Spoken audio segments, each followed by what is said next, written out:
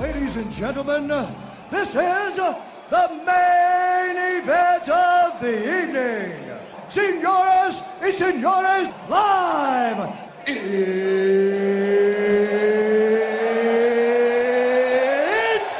time!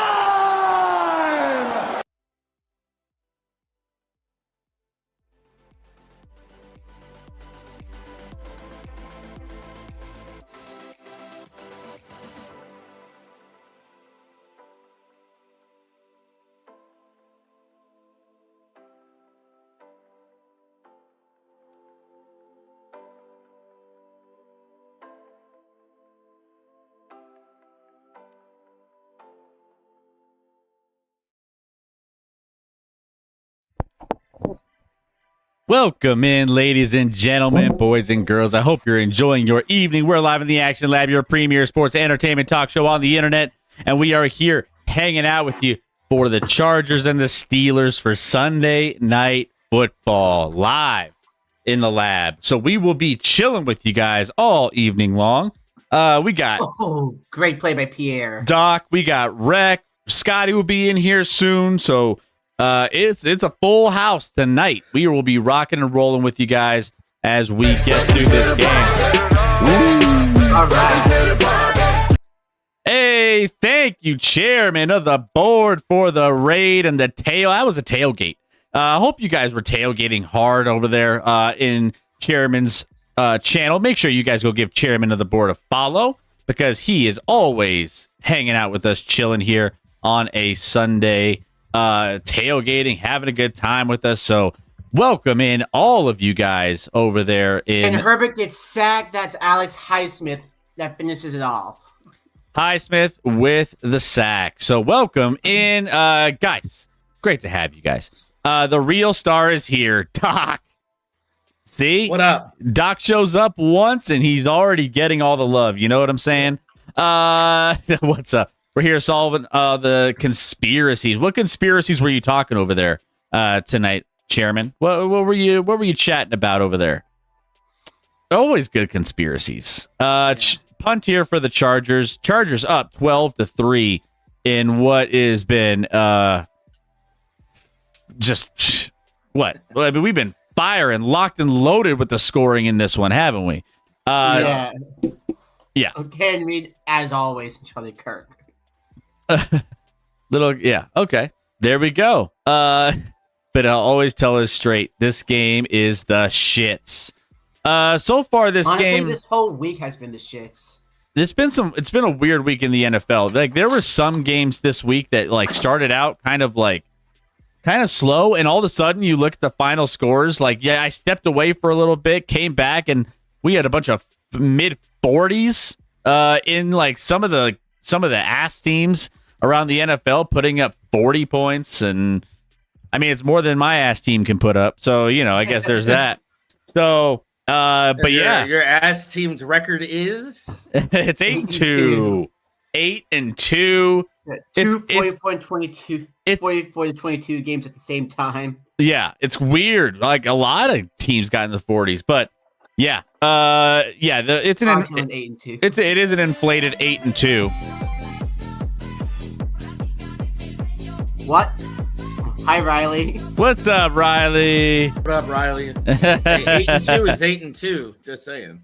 Worst 8-2 in history. I mean, I don't know. I mean, Maybe. there's always teams that are inflated. I mean, I feel like there's always teams that are like better than they are based off of who they play and their schedule. But yeah, I mean, I feel like this team doesn't feel like a true 8-2 team, but they're winning games, and the rest of their schedule's kind of manageable outside of like a couple games here and there. They have a tough one next week. We'll see. But yeah, no, the Broncos offense needs to figure shit out, and I don't know if they can. So it's the Steelers offense. It's bad. There, Seattle is here. I love that Raku dancing instead of Scotty. Also, I'm upset with my team. Personality. Damn. Like, damn, it's just throwing bombs. Throwing bombs out there. Okay, I see you. Yeah, so we got Chargers and Steelers. Doc, how you feeling about the Steelers right now? No, I mean, that's the problem right now is where, again, you saw the spiel that they put with the Steelers. You know, the turnovers, the more we force, the higher our odds are of winning. We've only, had 2 wins where we had, 4 total turnovers. So we got to get Herbert to throw one. Like, they got their touchdown off of ours. We got to get ours off of Herbert for this to – because we have to break this game open one or the other. So, yeah. I mean, honestly, I'll tell you this. I'm a big Steelers fan tonight. I'm rooting for the Steelers. I want the Chargers to drop this You're one. Harlow there from Warren, and he gets the first. Want the Steelers to take this one. And jumping up high over the man. Then they just tore the crap out of that boy's jersey. Also, STG is yelling at you. Did you bet the Steelers again? No, I did not. I am rooting for the Steelers in a different fashion. The moment both of us were rooting for the Steelers, we knew how this game was going. We knew. What's that, Scotty? Even What? without betting it. Scotty's hand. Yeah, now it's an echo, Chris. Oh, okay. 1 second. Hand off here to Warren. Pushing gets about 5-6 yards. Offense starting to click a little bit. Hopefully Arthur Smith's made some good adjustments here. When does he not? You've always been Hope. impressed. What's up, Scotty? How you doing? How Good. you doing? Also How are said, you? I can't believe you would miss Thursday night. Dude, that was the first time in like a year and a half I haven't been able to even take the kids to school. Actually, Thursday and Friday, I didn't take them to school. So, I was Injured like- Charger here. I was, and if I would have got on, my wife would have been furious because I was in bed all day. Yeah. I mean, it was kind of a crazy one. Rec, he got a little tipsy. Yeah, how'd it go? It was the loudest Rec has ever been, without talking that about the sounds awesome. Steelers. Yeah. So you actually, I'm shocked you couldn't hear him just echoing from the out, like in the world in general, Yeah. because Ew. yeah, it was.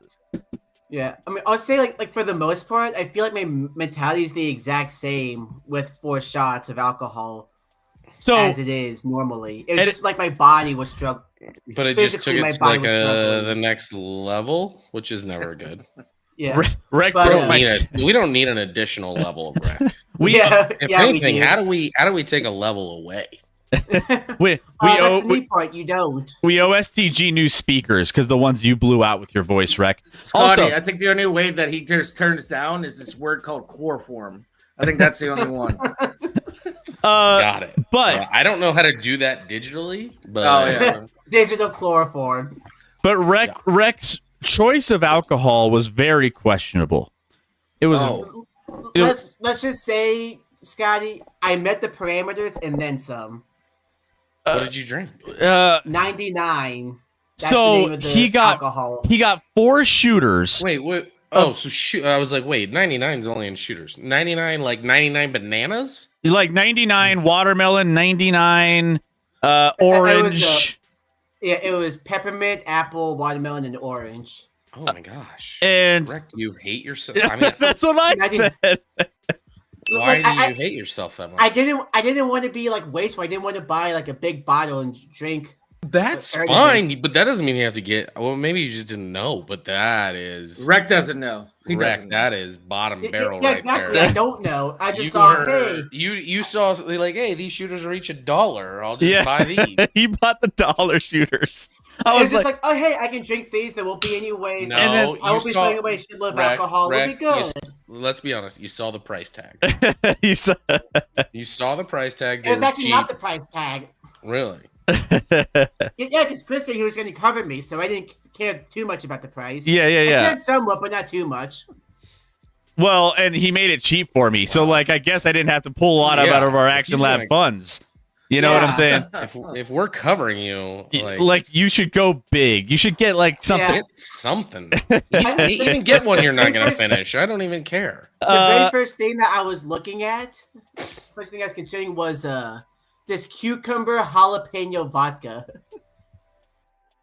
That would have been better. that would have been better. First time chatter. We got. Is it? Oh, Aaron, Cleek? Aaron. Is it Cleek Are you or is ahead it? of us? Pause it. Am I? Welcome I'm on in. 32 now. I don't know. What's that? Daniel Oh, Mo- well, DK yeah. Then I'm a Mostyn. lot. I'm very much in the future. Pause. Rogers under pressure, trying to get out, and he takes the sack. Um, Loss of 4, and that's going to be a punt for the Steelers. Cleek. Anyone else bet on Steelers to drink orange Gatorade at halftime plus 105 odds? I mean, You're a didn't- DJ. I They mean, didn't turn it over, so that was a better possession than they've had in a bit. Follow you guys on X. Nice, Clee. did Cleek? Did you hit? Did you hit? I don't even know I don't- how you. I don't know how to time this out. I paused for a bit here because I think I'm. Is everyone at Rex level? Because that was way Yeah. behind me. I'm refreshing. But I'm Okay, so always I'm- behind. I'm always so here's behind. the punt just- for me. I just had the punt. Yeah, like the Waitman punt. just out punted it. Caught right then. Okay, so you're about 2 seconds ahead. Return up and taken down at the 30-40 line by Roman Wilson. And here comes the late flag. Is it going against Davis or Wilson?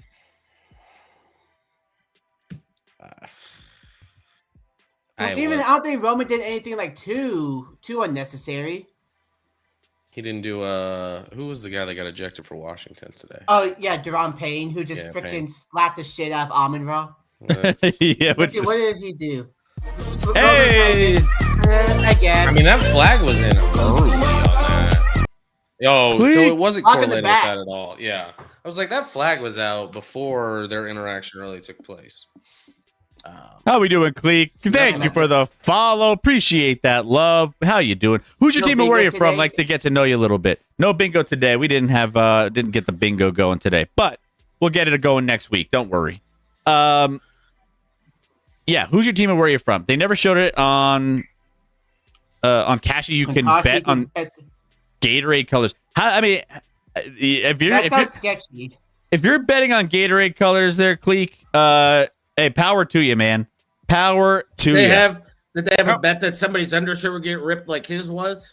How often do they show people drinking Gatorade during a normal game? I was gonna say, like, it's like a I little. don't think, Speaking of I don't think I've degenerate- ever seen it. Riley, don't do that to him. He'll go blind.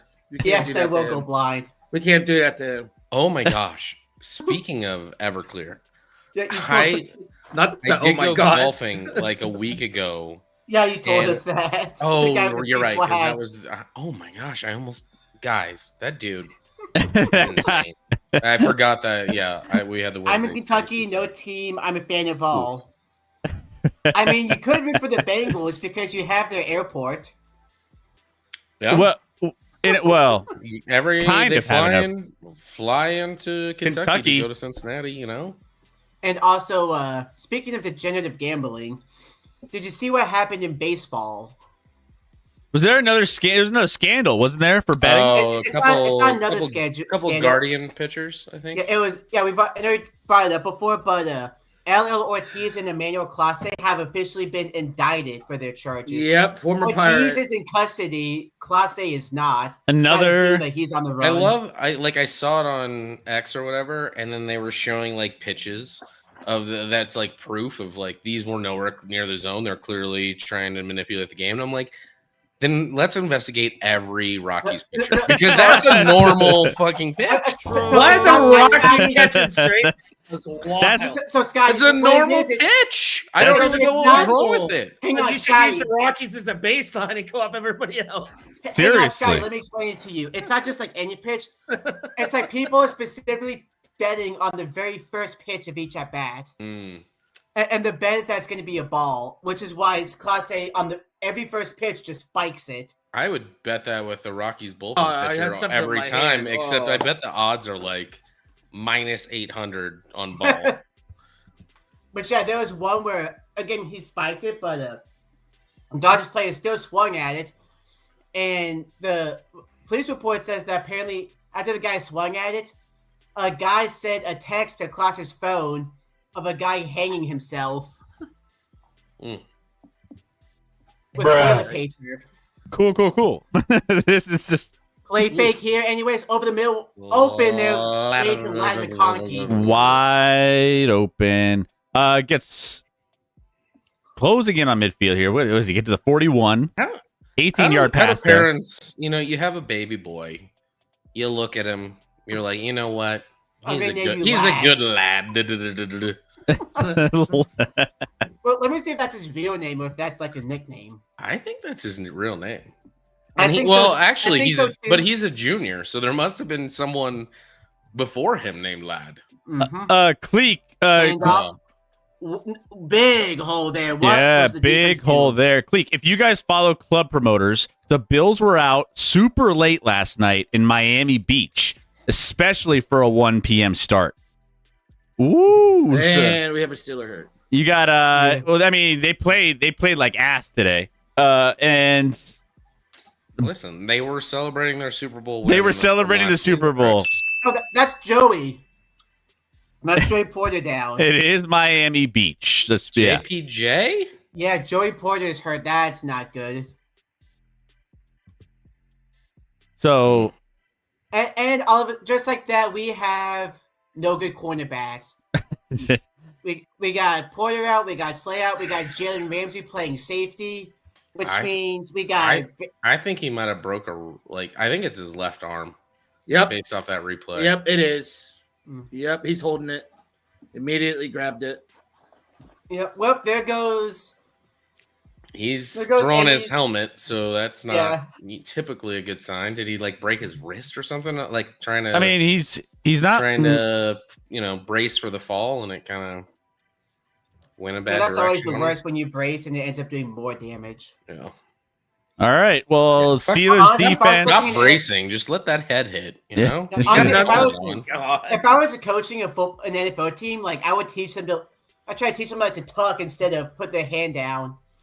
Sure. Well, I'm And just gonna still dive getting and home. swanton bombing on you. That's what I'm Sure, doing. but in the moment, it's easier said than done to be Yeah, like, I know. why don't you do a pirouette to fall Yeah. down to the ground? Even better. Yeah. Even better. Yeah, I know it's hard to do in the moment, but that's why I try to instill that. Just try Until to. you do the pirouette and get the Alex Smith freaking spiral fracture. Mhm. Yeah. Mhm. Another big run for the Chargers here. 7 Yeah. minutes, third quarter. Defense looks a little somehow a little gassed. I mean, the offense for Pittsburgh's been less than Abysmal. good. Less than good. Abysmal. He existed today. There's a big stop There's on a good 2nd stop. and 2. That's Nick Herbig. That's why we said it was a big stop, Rick. Keep up. Yeah, I know. We already said who it was. That was a big stop. Her big. Yeah. It's funny, you look at all the analytics and stuff. If you believe that stuff, Herbig is the best edge rusher in football, yet he's still a backup. Wow. No one. I would question what analytics you're receiving, but Yeah. nothing wrong with Herbig. He's a good player, but he's not. Everyone in the world knows he's not the best. And that gets Rusher in bad the down the league. line. I think that was Hayward that got a hand on it. Yeah. 4th down. Hayward, pay the man. Cleek, how I about just made that up right now. guys. how about that 4 p.m. start prop of all teams scoring rushing touchdown? FanDuel said they paid out 2 point. How do you get? Cleek's got these deep bets that I've Let's- never maybe- seen. Maybe. They're do you trying to have, long do you have field friends goal that love here. you? Oh 'Cause my they God, might want to Scotty. meet with you. We're And looking 59-yarder here for Dick or the kicker. Dicker's Dicker. definitely It gonna is be there, and it's good. Yeah. So he and Boswell just casually making 59-yarders today. Well, one guy missed a 45-yarder though. Which one We're was not that? talking about that. Oh, okay. That one doesn't. We're leaving that out. All right. Well, there you go. 15-3. Look at the face And on Tomlin. I mean, it just he's just I mean, Pittsburgh needs a touchdown in the worst way, right, to make this Yes. a game. They really do. Field goal's not really going to cut it at this point. It still keeps it a 2-possession game. So Nah, you can't. Yeah, and the problem is Aaron Rodgers has been bad today. I mean, he is He's been 40. very bad. He's airmailing everything. He's airmailing. He had a touchdown to DK early on a scramble drill that he just overshot.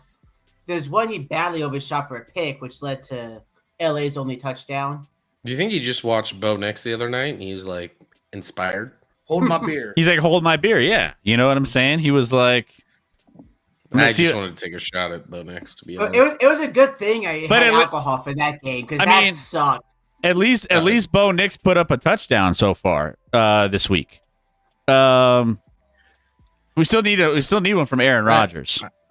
I think the Raiders and Chargers are a different caliber. As I was told, when the Chiefs beat the Raiders 31-0, everyone was just like, that's what you're supposed to do against the Raiders. But when the Broncos win 10-7 against the Raiders, it's like the Broncos are gritty as fuck. Gritty Get the team. W. That's No- all that matters. they Is getting know- the win They know how to win those close games. against the Jets, Giants, Raiders. Who else have they beaten close games? Titans. Titans.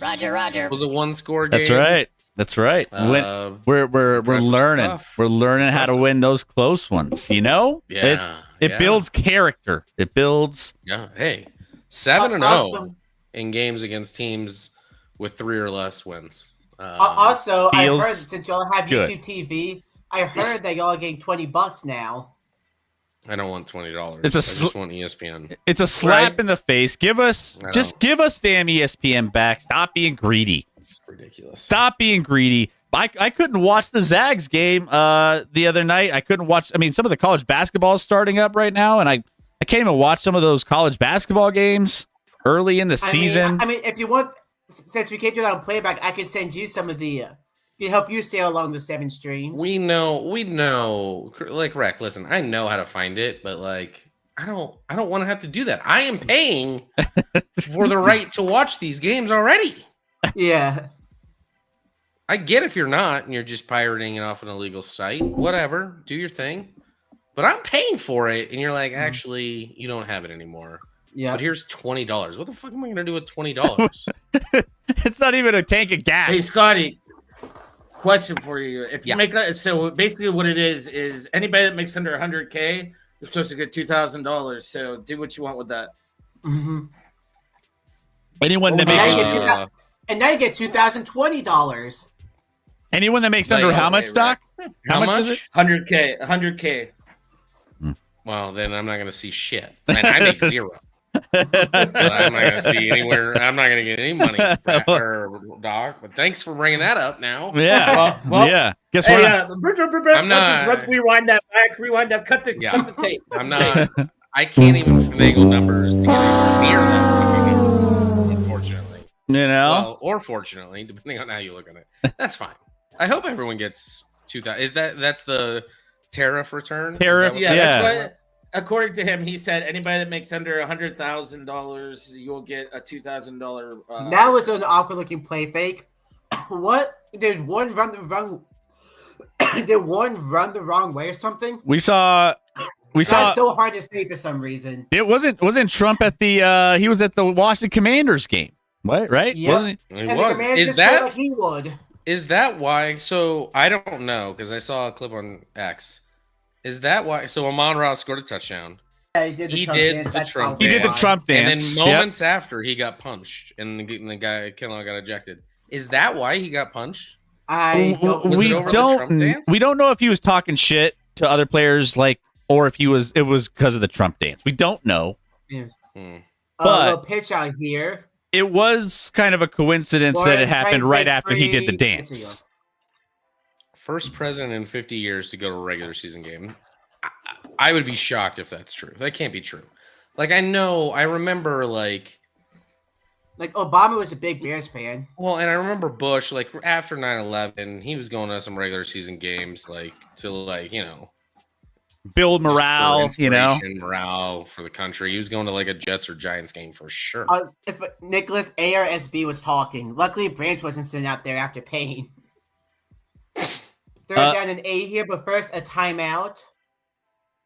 Someone on the Commanders did the Trump dance when he scored at the end of the game. Oh, well. I mean, did a Commanders guy go out and punch him too then? Obama's a fan of basketball. He loves to watch the men run up and down the court bouncing balls, if you know what I'm saying. I mean, bouncing I mean, I know what you're balls. saying. I can feel it all the way down in my plums. Yeah. The plums. Trump wants the new Commanders Stadium to be named after him, per Yeah, report. of course he does. Per a report. Is that a real report? I don't think that was real report. I think that's not real. Would Trump, if they went to him and were like, "Hey, how do you feel about that?" He'd be like, "Yeah, name I it mean, after me. That'd be great." For sure, he would say wouldn't yes. no. But I don't think he's actively pursuing like, if you guys want this, it needs to be called Trump Stadium. I mean, maybe he did- he is, but I mean, he did try to block the Arctic Stadium deal. But they didn't change the name back, which didn't work. I would love to comment on this football game. And but I that don't know went what the nowhere. fuck is going on offense for the Steelers. You're asking me? I have no idea. Rodgers wants a flag. He's not going to get it. I don't even know. I didn't see anybody within 10 yards of this. Because they got ran into. Okay, They let's got- he look, fell let's over. look at DK. Yes. Yeah, I mean, that's illegal contact. That's illegal contact. That should have been called. Yeah. No, he's past 5 yards, and he's leaning his shoulder into him to stop progress. That's illegal contact. Punt coming up here for the Steelers. There are Do you stuck. disagree with that, Rec? No, I agree with it. Oh. It was just like yeah, that sucks. But with how bad we're playing, it's like what, like can't really be begging at this point. Yeah, but if they're allowed to do that, you're gonna suck Yeah. a lot more going forward. I know. Yeah. Um, Shout out Like, to yeah, your it's your just- I mean Pistons that chairman. was just like literally 8 yards on the field. Just let me throw a shoulder in you and knock you over. I don't know how that's not called. What's up, Hauser? Breaking news: Also, Aaron update. Aaron Chargers- Rodgers. Chiefs fans talking about flags. I mean, So, real quick, I'm not gonna before I'm not before gonna you get into that rage again. baited, I'm not falling. Chargers for it. tight end. Yeah, Your Chargers Ga- tight end. Gadsden or Rodney whatever? Gadsden is head Yeah. to the locker room. It's fine. another injury to a Chargers player, and they'll just figure it out somehow. Not that he's like, he's all right actually. He's a little bit of a sleeper as far as the tight end coming up, but Yeah. it's not like they're already without both their starting tackles for the season. Captain Urban, Ravens schedule is so fraudulent going forward. They're going to be fakes in the playoffs. Well, we knew the Ravens schedule was going to be super easy. That's why they were favored to win the division at 1-5. So it was just like you look at the schedule that they had. It was kind of made sense. Sergeant, I got the script, guys. It's calling for checks notes. Buffalo, KC, and Baltimore is the 5, 6, 7. I don't think so. Well, it's possible. But that means Denver. Well, no. And I was about to say, who the hell is winning the AFC North if Baltimore's the 7?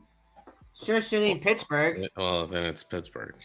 But if Pittsburgh even like splits with Baltimore, they're in like decent shape, even if they lose tonight. But I mean, if we lose tonight, we have the Bengals, You only- Bears, Bills, Ravens, Dolphins, Lions, Browns, Ravens. So, I mean, you gotta play at home versus the Bills. You gotta play at the Ravens. You gotta play at the Lions. You gotta play at the Browns. you certainly have to So- split with Baltimore at the worst. Yeah. You don't want to lose both those. And we're We gonna have to got to split beat with Miami. We have to split with Cincinnati. We have to. I mean, that's just a penalty. I don't know what else to. Refs are rigging it for the Chargers. I mean, if you're allowed to do that on any play, defense would be easy.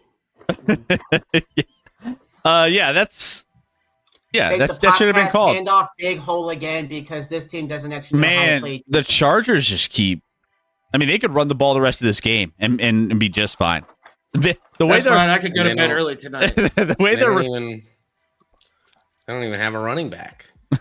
Also, they're showing Gadsden's injury. What was that? Oh, is that Gadsden? That's Looks no, like Dave that Wilson took the worst of it. the no, shoulder. That was Gadsden, but it was non-contact knee. That's Oh, not good. knee. That's Porter's That's back on not the good. field. I mean, that was non-contact knee. He clutched for his knee kind of right away. Oh, Another quarterback. handoff. So you guys can figure out if it's second and short, you can defend the run. But if it's first and 10, Yeah, Kyle Duggar, the newest You Steeler, cannot. making the play. yeah. All right, big third down here. Give us something to talk about, Pittsburgh, please. Like Permanis. Yeah, we need- just to make this game a little interesting. You know, we want this game to be somewhat entertaining down the That stretch was here. Keenan Allen not wanting to actually block a guy. He's Yeah, like, I "Oh, saw no that shit." too. That was great. Herbert. Oh, let me just rolling out, he accidentally gets the run first too down. far out. And they show Herbert before the game- goes forever. They showed before the game that Herbert's over under for rushing was like 20 and a half. I'm like, I should just put so much money on that right now. I didn't, but I That's- really should have. But that's I the way the mean, quarterback play has to be TJ in the league now. You got to be I able mean, to scramble. well, that's so undisciplined. I don't know whether it was TJ's fault or the interior line, but that gap was massive. Also, look at Cleek in the chat. Imagine Like, being the Steelers all team total Teddy- over 9.5. And Teddy just split. Bridgewater could have got a first down running the ball right there. That was a massive gap. Teddy And I Bridgewater, do the guy think, that has a tooth injury, flagged down, probably a hold. yeah, I do think TJ gets a little too wide at times, but you know, you can't hate too much. Does his thing. I mean, Steelers team total alt of over 9.5 is wild. I mean, it's minus 3,000. We saw the last national TV game was 10-7, so everything's in play. Yes. But then we saw a bunch of 44s today. We got some. I mean, all the afternoon games ended up with a 40 spot. So Two of them had the exact same. 2 of the 3 had the exact same score of 44-22, which is wild. It's like, which it feels like most of the games today sucked. Yeah. Yeah, the only one I enjoyed was Miami Buffalo. yeah. I mean, and that's Matlock, I think. I mean, apparently all the Buffalo Bills were out partying last night. I mean, I guess it's part of it. Did they go into boat party with Odell? I mean, if that's a real thing, like, that's on them. I don't understand why you would listen. Go out and party all the time on Monday, Tuesday. Do your thing. Night before a game. Come on. I know you're in Miami. Neat. Also, you can go to Miami for the off season. Do your thing then. So, fun fact: the first ever player to catch a touchdown in the Super Bowl was hungover from partying all night the night before. This time, Herbert gets. He wants a horse collar, but there's no such thing as a horse collar in the pocket. It's not a real. You can't literally. That's not a penalty. Highsmith gets. I think that's his second sack of the day. I'd have to check. Yeah, outside the pocket with a normal runner, that might be called. Inside the pocket, that's absolutely not a penalty. Yeah. With the quarterback. Learn the rules, Justin. Come on, rules. Stop dating. What's her name? Or keep dating her. Or keep. Who is it again? I forget. What's her name? Does anyone remember? Some brunette. Oh, whose name again? I wasn't listening. Herbert's girlfriend. Is she a TikTok? Oh, Madison Beer. Madison Beer. What does she do? Is she a TikTok person? Is she singer? She's a singer. She sings and does. Yeah, she's a singer and a personality. Like she talks about stuff and she talks about stuff. We talk about stuff. Is she more known for like selling music, singing, or is she more known for like? And here comes Sticker. She's now being known more for her music. Oh, so I mean, how do I explain what she does? She's a model turned singer. There you go. Okay. So she's like probably a talent level of like Jessica Simpson back in our day, singing. Yes, and it is no good. She's pretty good. It depends on if you like it.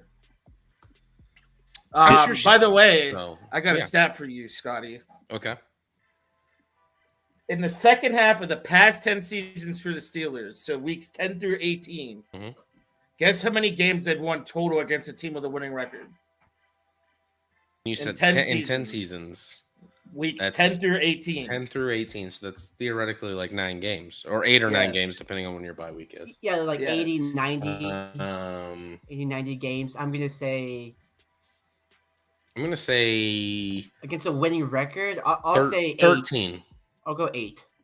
I'll go with 10. I've only won 90 games. 15. 15. So my 13 was pretty good. Well, I guess the Price is right. I probably would have won. I guess the next question is how many have they played against winning teams in the last? Well, theoretically, you would assume it's around half. Right? Yeah. So last season, when we beat the Commanders and the Ravens in back-to-back weeks last year, 15 of those, 11 came against the teams that had a better record than the Steelers at that time. Not surprisingly, 3 of those were the Ravens. And the Colts was the first time since 2015 where they had beaten a team that had only 1 loss at least 9 weeks into the season. How crazy is that? I mean, it's not great. It's not great. I have a fun Bo Nix stat later to I'm sure you do. Of course you do. Yeah, you're loading up on Bo Nix stats. Just one stat that I wasn't loading up. I just it was on my stream or my feed on X, or Twitter, whatever you kids are calling it. I call it Twitter. I have to write X in my articles, but I call it Twitter. Outside of that, and it's a pretty fascinating stat. You must be searching a lot of Bo Nix if you got him popping up on your feed so much. I've literally never searched Bo Nix, but I live in Denver, and then I think the takes I see are so bad on X by Denver Bronco people that like I don't engage, like I don't comment or anything. Well, But they must know I like stop apparently and look at it and laugh at how bad it is. Also, Cleek is putting up stats, putting up stuff for this game betting wise. Currently bet the It's just Steelers over Over 3.5.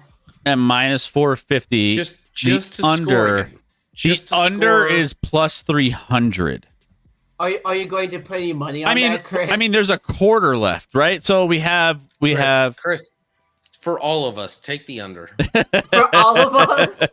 Take the under so that you flip the script here, and they wake up. Even just bet $1, Chris. Also, Bet Scotty, $1. Scotty, who Let's would you see. rather? Who'd you rather watch? Current Rogers, or Bo Nix? Who would I rather watch? 41. 21-year-old Rogers or or a safe. Bo Nix? Let's see. I think rather watch is an interesting question. Who do I think is playing? And that's a nice little hole for Jalen Warren. Gets into field goal range. I think Bo Nix. there goes that bet. is Just, a bit of a It disaster. just moved negative 600 plus 370. after that no, run. no, I lost all the value. Well, but but here's the thing: they're in field goal range, but a field goal doesn't really make sense. So It's- they need 7.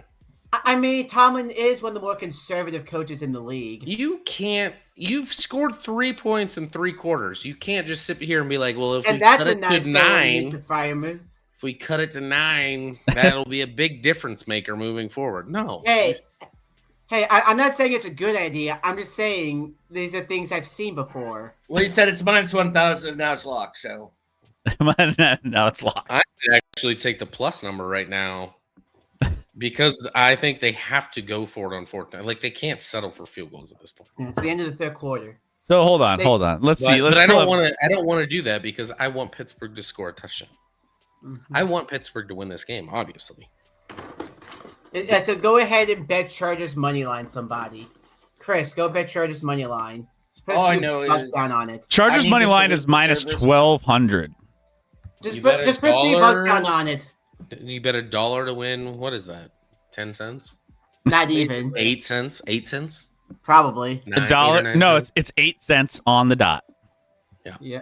$1. So go ahead, put $1 down. So you make the bet, and then hope that the Steelers come back and win, and you lose that $1. Would you give up $1 if it means the Chargers losing? $1's worth seeing the Chargers lose. Yeah. Come on, Chris. Okay. I'll do It's for all of us. All 4 of us. Just put $1 on it. As I was at my kid's gala the other night, I'm like, it's for the kids. If we all It's well for the kids. think about this. If we all put $1, maybe our $4 will move the market a little bit, you know? Maybe they'll be like, all right, we got the big heavy hitters coming in. The cash yeah, is we rolling got our in. half of a cent. Listen, all I know is I need to get one of the salute the service hoodies. They look pretty good this year. Except I'm not trying to pay $120 for the hoodie. You know, like the salute, like I always kind of look at the sidelines and I'm like, man, some of these look like the catch, the all the colors with the, what is it, catch it early, the cancer Yeah, thing. for the that- breast cancer. the black with like the neon rainbow color type stuff, like that looks kind of cool. But I'm like, I'm gonna buy something and I'm never gonna end up wearing it. I'm just gonna be like, all right, it looks cool.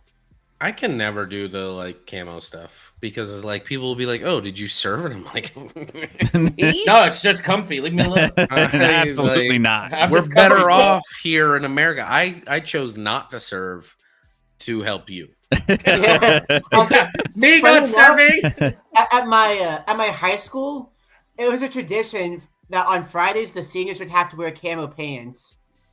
For reference, we were the Red Devils, so I don't get the thing there. Scotty's like, thank me for not serving. Yeah, like Isaac every Regina, time- they need to get the ball to DK Every more. time if they're like, "Are you a veteran?" I'm like, "No, I should get a thank you for not serving." Yeah. Yeah, I have a camo Chevrolet hat. Isaac in the chat, first time chatter. They need to get the ball to DK more. I'm sure that's second and 1. part of their and strategy. They get the first down. Who's your team and About where you're three- from? I'd like to get to know you a little run. bit better. Isaac, who's your team? Steelers are in the run the clock. mode. Tomlin did the hand signal pointing to his watch. Yes, Nick, Chevrolet. Well, let's go, boys. All right. Come on, Aaron. Why does it always look like Aaron has the largest helmet in the league? He He also always looks stoned. Chris, did you do something to audio? Because I am echoing now. I hear that could too. hold on. Rogers back, looking. I was screenplay like, off if he the gets PlayStation. through there, it's going to be huge. And he And did. he does to the 14. Here we go. Come on, Pitt. Click. The line over 3.5 is minus 50,000. Okay. All right. You bet. You bet. Now- $1 to get one. So now I'm going to No, bet I 50,001. No, I literally think the right side is still under 3.5. Just get, If I fit minus 50,000, they probably won't even let you bet the other side. To be honest. Yeah, you're probably right. Mhm. When you're very current, I'm ahead Can of you- you guys tonight. can you imagine like a fumble right here? like all of a sudden. If a bubble happens here, I'm flying up to Denver to stab you. Well, again, they're not going to settle for a field goal. Hand up here to Warren. I guess as long as Warren's some pushing through, keep 4 or giving him the 5 rocket. there. Guys. Just Second and slow and 5 or steady. 6 Slow here. and steady. Dude, this would be great if we were up 15-3, but we're down 15-3, so let's go. Wow, but you guys have been moving the ball left and right, so like no rush. Who's All ready right. for another run play? 13 Under minutes. center here. I don't even know how I feel about that. Skoranek in motion. Oh, well, now I know how I feel about that it. did not go well, and he just No. rounds it at Warren's feet. No. Ugh. Now I know how I feel about it. I would have run the ball there because it should be 4-down territory. So I think it was a red call, and then Rogers saw something he liked and audibled out. Oh, well, that I think Rogers audibled out of it because he does that quite a bit. what a smart guy. And then Bud Dupree stayed And then, put. and then the he's- guy he wanted to go to was doubled Yeah. immediately. I could see exactly what happened. He wanted to go to DK, but Yeah. he was expecting Bud Dupree to come in on a rush, but he stayed back in coverage, and Rogers panicked. And then he threw a little temper tantrum like he does. when it 36, didn't work out. Rogers back. That was Looking. an awful throw. Yeah. Again, he's been airmailing everyone all day. I mean, that wasn't going to get first down either way, but it was an awful throw. I mean, if you put it on him, you could at least set up like a 4th and 1. Well, Okay. All right. What do you? Showtime. Here it is. Oh, you go for it. This is why I would have maybe still taken at the odds. I would have taken under 3.5. But I want them to get this here. Yeah. Yeah, that Come on, was Aaron. way over game. Yeah, I mean- Come on, Rodgers Aaron. is. Oh, you almost feel like you have to put Mason Rudolph in because Rogers just does not have it today. I've been saying for the most part he's been good this season, but today he's been All right. horrible. Here we go. Rogers back, just throwing up a jump ball, nothing there, no flag on the play. That's a turnover on downs. All right. What are the That odds? wasn't even really a jump ball. I mean, He was airmailing everyone that's- earlier. That's and he, you have to have it, and you just throw like a fade to DK. and that wasn't even. I guess it was higher than they thought, but still, like, It wasn't a bad throw, but it was not there at all. yeah, I hate that play call. yeah. and just like that, come up empty. Still 3 Now, points. what's the under 3.5 at now? That's what I mean. Like that's why I would have bet it because being in field goal range doesn't mean shit. They got to Scotty, score. Go ahead, check. times. What's the under at? I don't know if I Hold on, let me- I'm I taking a think look they're now. on weird Hold on. sites. I don't think it. Like I don't- Yeah, he DraftKings said it was. would give He you said it was that. FanDuel. I'm trying to And now find. the under is minus 180. No, And the over overs is minus and that's plus 180. 145, so you lost all value. I don't know. Right. I can't even find I that. have value. I can't even find that team total on. I mean, maybe I'm looking in the wrong spots, but like typically it's in these normal areas and it's not there. Team total. Yeah, I can't find it. Says, Team like totals underpopular on all DraftKings. all On Steelers. DraftKings, you can only get like 9.5 or 18.5 on. Yeah. Or 9.5 on the Steelers, I should say. Over under So, 9.5. Chairman, my favorite air is when he throws a horrible pass, is pissed off at everyone around him instead of himself. Yeah, and then I don't know why you would throw a fake. Like maybe just because nothing else is working, but there's like got to be a better something in the playbook. It's like Rodgers Hey, is you can run overthrowing there. everyone. There so is. give- They just didn't bother to look at the page, Scott. So, Doc, how much alcohol are you having? I can't have as much as I wanted to because I have to be up early tomorrow. But I drank earlier in the fact that I knew this was how tonight was gonna go. So it's Yeah. starting to wear off, and now I'm just sitting here numb, just like Not only are they losing, you're starting to get your hangover. yeah. Yeah. Starting to sink in there, Doc. Here's like Yeah. get this game over with so I can go to bed. Yeah. Yeah, Good, that's good thing is I that's didn't about get the. I mean, What are these? What are those? What are we? Oh, that's A okay. good thing I didn't get the hangover. We from may- off the Thursday stream. we may need to get into the recaps early tonight. We could all go to bed early tonight if that's the case. My favorite AA run is when he throws the horrible pass and is This- pissed off I at will everyone say around this him. this game is not over, but it's very close. close. We need a pick. We need a turnover on this drive right here.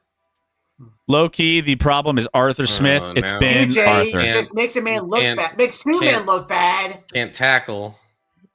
Malik Harrison losing. I got who's the corner? Was that Jake Spears or is that? Oh, so now they're showing again the fade. I just want to see who was the first guy that lost his ankles. Not only was there a fade, but you had double coverage out there. That was the only guy going out for a route, and you had the safety with help. Like, I don't. And DK's specialty is not necessarily separating, so I get if you want to throw to him, like.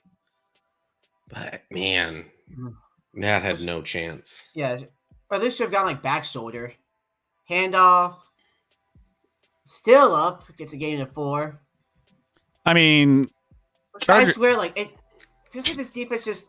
Chargers are going to run this ball the rest of this game. That's all. It feels like the deep. It's like when the Steelers are losing in the second half, the defense just loses all passion, and they play to hurry it up and get and take a quick shower. I mentioned this to Chris before you popped on, I believe, Scotty, but last week the defense, they criticized the play calling without outright criticizing it.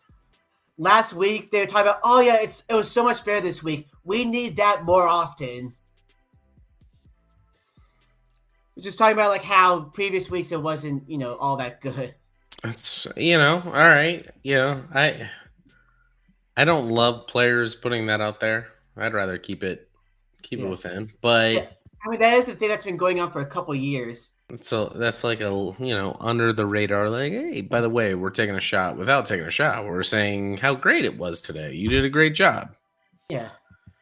Yeah, and just keep doing that and stop doing other things. Yeah, but no matter what the defense does tonight, it won't.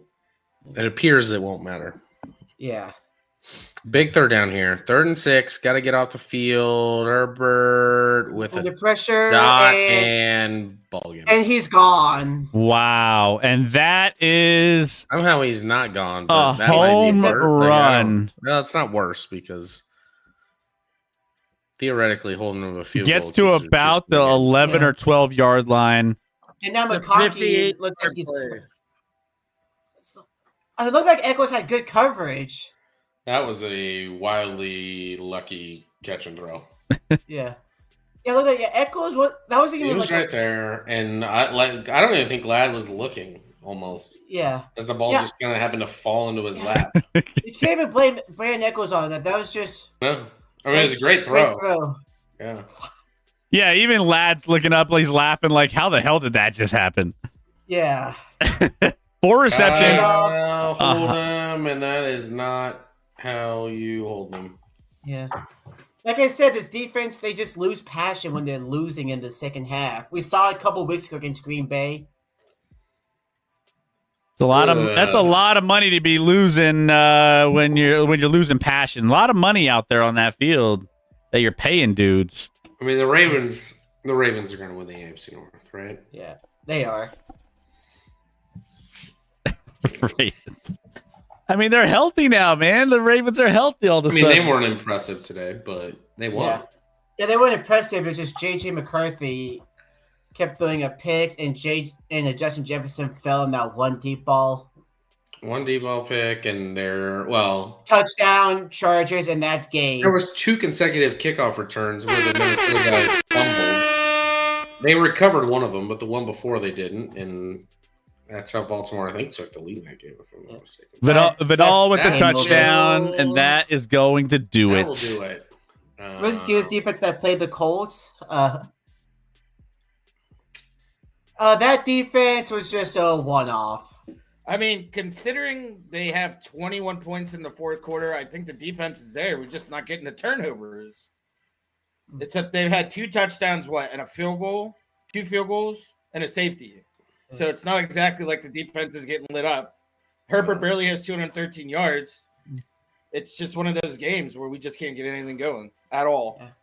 All right. It's, false stats where, like, if you have 37 possessions because the offense can't do anything, your defense is going to eventually give up stuff. I'm going to go take my code yellow.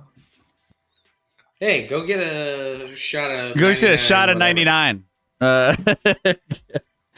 He only bought 4. I was like, Rec, we gotta upgrade your life, man. If you're making it hard on yourself with these things. Yeah. All You're right. gonna do it. At least do it right. Oh my gosh, I was like, it was painful watching Rec. We clipped a couple of them, Scotty. He was dying, man. He was choking on some of these shots. It was crazy. Nothing to chase with that is even wilder. No, he went raw dog with it. That's crazy. So, and he was like, "This tastes like shit." I'm like, "Yeah, you did it to yourself. You played If he yourself." doesn't drink alcohol very often and he's just drinking liquor, it's all probably going to taste pretty bad. Congratulations, you played yourself. That's worse. That's worse. Okay, so Doc, Yeah. the Steelers, their MO is they are a 500 team that make the playoffs, and we're looking at this now. Playoffs? We got Bengals. Talk about playoffs? Talk about Playoffs? Don't talk about playoffs. You kidding me? do They're they? going to have to go Do at they- minimum 5-3 down the stretch. That'll get you to 10-7, and even then, that's questionable. 6-2 will definitely get them in, but I don't see any all right. scenario where they go. Let's go down the rest of the games for the Steelers, and you're going to play win or loss. All right. So then this will so right now they're after this game they're going to be 5-4. Yes. 5-4. So they're going to drop to 5-4. So Bengals at home or in home? Pittsburgh. Bengals. I feel like most of the games are toss-ups left for the Steelers. So do they win the Bengals game at home in Pittsburgh? Yes. So that puts up 6. All right, so keep track. 6-4. Bear at Chicago. Loss. Okay. 6-5. Bills. Loss. 6-6. Ravens at Ravens. At Ravens, loss. 6-7. 6-7. 6-7. I knew that was coming. There it is. I knew it. I almost want to say win just so you wouldn't do that. All right, 6-7 at this point, and then they're back home against the Dolphins. Win. 7-7 at Detroit. Loss. 7-8. At Cleveland. Win. 8-8. Ravens. Win. 9-8. 9-8. Don't make the playoffs. Actually, the sad thing is that they might still. I don't think Playoffs. 9-8 gets them in, but maybe. You never know. I mean, they might just because the AFC is trash, or just football is trash But- in general lately. I mean, the only teams that are above 500 behind the Steelers right now, after we lose, would be 5-4. The Chargers will be 7-3. The Bills are 6-3. The Jags are 5-4. The Chiefs are 5-4. And then everybody else is 4-5 or worse. All right. So if we're being honest, let's say you have your 4 division winners. Yep. And then you have, let's say Denver wins the division in the AFC. Okay, yeah. You got KC. And You got Buffalo. KC, Buffalo, and the Chargers. Would be one Okay. and done anyway. None of those teams, all those Would be teams are one going and to done finish. anyway. Even if we No. get in, we're one and What done. I'm saying is all those teams are going to finish above 9-8. Right. Well, I'm just saying So you anyway, wouldn't if we even get be in, in. we're one and done, so it doesn't Right. matter. But Yeah. you're not getting in because those 3 teams are going to finish above 9-8. Unless you think Buffalo and KC will finish below 9. Unless Flag is somebody down has in the a- secondary. Unless That's somebody gonna has be a on LA. catastrophic failure like the Jags or It doesn't even Well- it doesn't even have to involve the Jags. There's 3 well, I'm wild just saying cards. that's one of the teams that I think that will be around that same level. I as think the us. Jags season ended today. I think the Yeah. Jags Choking away that game to General Mills the neck. Because wait, when does Burrow come back or supposedly come back? I mean, he wouldn't be back In till like a month. I think it'll be a month. I don't think at this point he'll play. Well, no, I just wanted to know because if it's December, they'll have like if he comes back, he'd have to come back against the Bills, the Ravens, Dolphins, Cardinals, Browns. So I don't. they do have a I favorable mean, what's back end Baltimore's record? schedule. Or sorry, not what's Cincy's They're, record? they're 3-6. they're 3 and only 2 back. 6. But I Yeah, they're just not. He's not coming back. You Oh don't boy. think he's coming And back? dropped and Oh. picked. What was that? Was that Oh Austin? boy. And of course, it's Dante. I Jackson, don't think the Burrow first plays Steeler. down this year. I think that was- That's why I was asking. I had no idea. I just know that he was out. I mean, he could come if they were in contention. He could be available, but I just don't think they're That ever was going to be so close bad. enough for them to make it worth it. like, well, because I Calvin mean, they play Austin us and the has some of the Patriots. Like the next 4 weeks will tell you who they are because you Well, got but us, he wouldn't be Patriots, back. Ravens, He wouldn't be back till after the Bills game. December at the earliest. Right. So their next 4 games though are us, Patriots, Ravens, Bills. Yeah, they're done. So They're done. usually has some of the best hands, and that just tells you it's one of those nights. Yeah. It's one of those nights, bro. I said that from the as soon as we started the third quarter. It's one of those nights where it just goes wrong and it just keeps going. We wrong. have It's too not- many of one of those nights, so I'm kind of tired of that. We have too many of those nights, so how many people is Aaron Rodgers going to blame after this game? How at many? very least, Rodgers doesn't do McAfee anymore, so he doesn't. So he has less of a chance to blame people. You know, look at the odds to win the division, which I saw. If the Chiefs beat the Broncos on next Sunday in Denver, the Chiefs will somehow, or this was prior to these game or this game at least, not the Broncos game, but after the Broncos game on Thursday. Prior to this one, the Chiefs would actually be the favorites for the division. Well, the thing is, you gotta hope the Chargers lose out because they're 3-0 in the division. Well, yeah, we'll get them in KC again, and then the Chiefs theoretically could still go 5-1. Right, in the division. right. Well, that's what I'm saying. Now, I'm just saying you have to beat them and then have Currently, odds on at least FanDuel, I have it pulled up. Broncos and Chiefs are tied with the same odds to win the division. What's the line on that? I haven't even looked. What's the line on that game next week? I haven't. I honestly haven't. It And was someone said- I know the Chiefs were last favored. last They have to Someone be said favored. 2.5. the look ahead was 3.5, and if it's changed to 2.5, that's interesting. But no, it's 3.5 still. It's 3.5. It's 3.5 still. I don't think I ever got to 2.5. The look ahead last week was 3.5 in favor of KC. And this defense is giving up. Well, we already knew that at this point. Look, when Cameron Hayward is running like 10 yards down the sideline to make a tackle. Well, it's- they did cheat apparently. yeah. Yeah. 3.5. for It's all right. You got KC. -9.5 Baltimore against Cleveland, and it's at Cleveland. I mean, this is the team that just lost to the New York Jets by giving up 2 return touchdowns in the first quarter. Man, I'm looking at next week. All of the NFC West. I mean, it's a fascinating division. It's Right? not. It's not a division that I like want to go out and watch necessarily. But then you see how they play against each other, and they're just like, you just don't know what the hell is going to Yeah, I happen. mean, it in some- wasn't very competitive today in the two games. like Yeah, it was not. because next week you got Seattle at LA, San Francisco at Arizona. Well, And so TJ one of those gets games will sacked. be interesting. I don't really care about Arizona, San Fran. Seattle, LA will be a good game. Yeah, Seattle LA is going to I'm trying be. see, like, how many games are even could we even talk about next week? I mean, you got. Well, we still Bucks, got. Bills, That's what I Chargers, face. Jags, That's and what then I the face NFC every West week. games. And we're gonna have to talk about your game, unfortunately. I mean, that's a game to Det- talk. is it Detroit, Philly next week too? Detroit, Yeah, Tampa, Detroit, Philly, Tampa, and Sunday Night Tampa Football. Buffalo. We'll probably talk about. Detroit.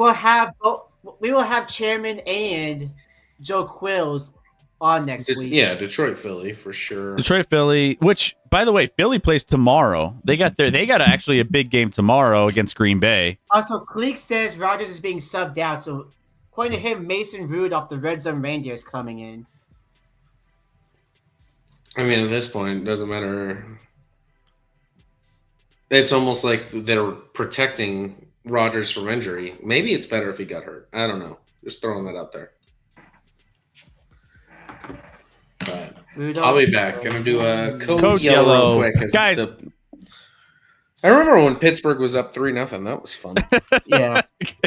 Also, fun Pepperidge fact. Farm remembers. Fun fact. Bruh. The Steelers did not get a first down on the one drive that they scored on. Jesus! Fuck. Was that Keyshawn Williams? Well, I guess we won't see if Rudolph's coming in or not because What did I the whole team is tell you, giving up. Chris? What was Chris, the what did I o- just say? what was the over under total before all this shit went? Like Three what and was a half- or the over under total in this game before that touchdown? Keyshawn's been so good in his few reps as well. What the hell? I mean, wave him off, and let's see where this. It's just wave it Did he even off. touch that? I'm not even. Oh, entirely he sure touched it. He touched it. that. He touched it. He Did touched he? it. Yeah, Yeah, he touched it hit his It almost hands. looked like it went through his hands and then bounced close to his foot. No, I'm it not 100% sure it did touch him. it 100% touched his hands. From the first angle, it Look touched at his his hands. reaction. It 100% touched him. Yeah. But still, that's fucking insane. If Blake, you're, this is clear rig job. What the f- if is you're going gonna on? melt down, you might as well do it in style. You know, you might as well do it in style.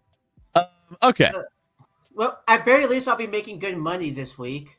guys, stay tuned. We're about to get into our Week 10 takeaways. We're gonna go through every game.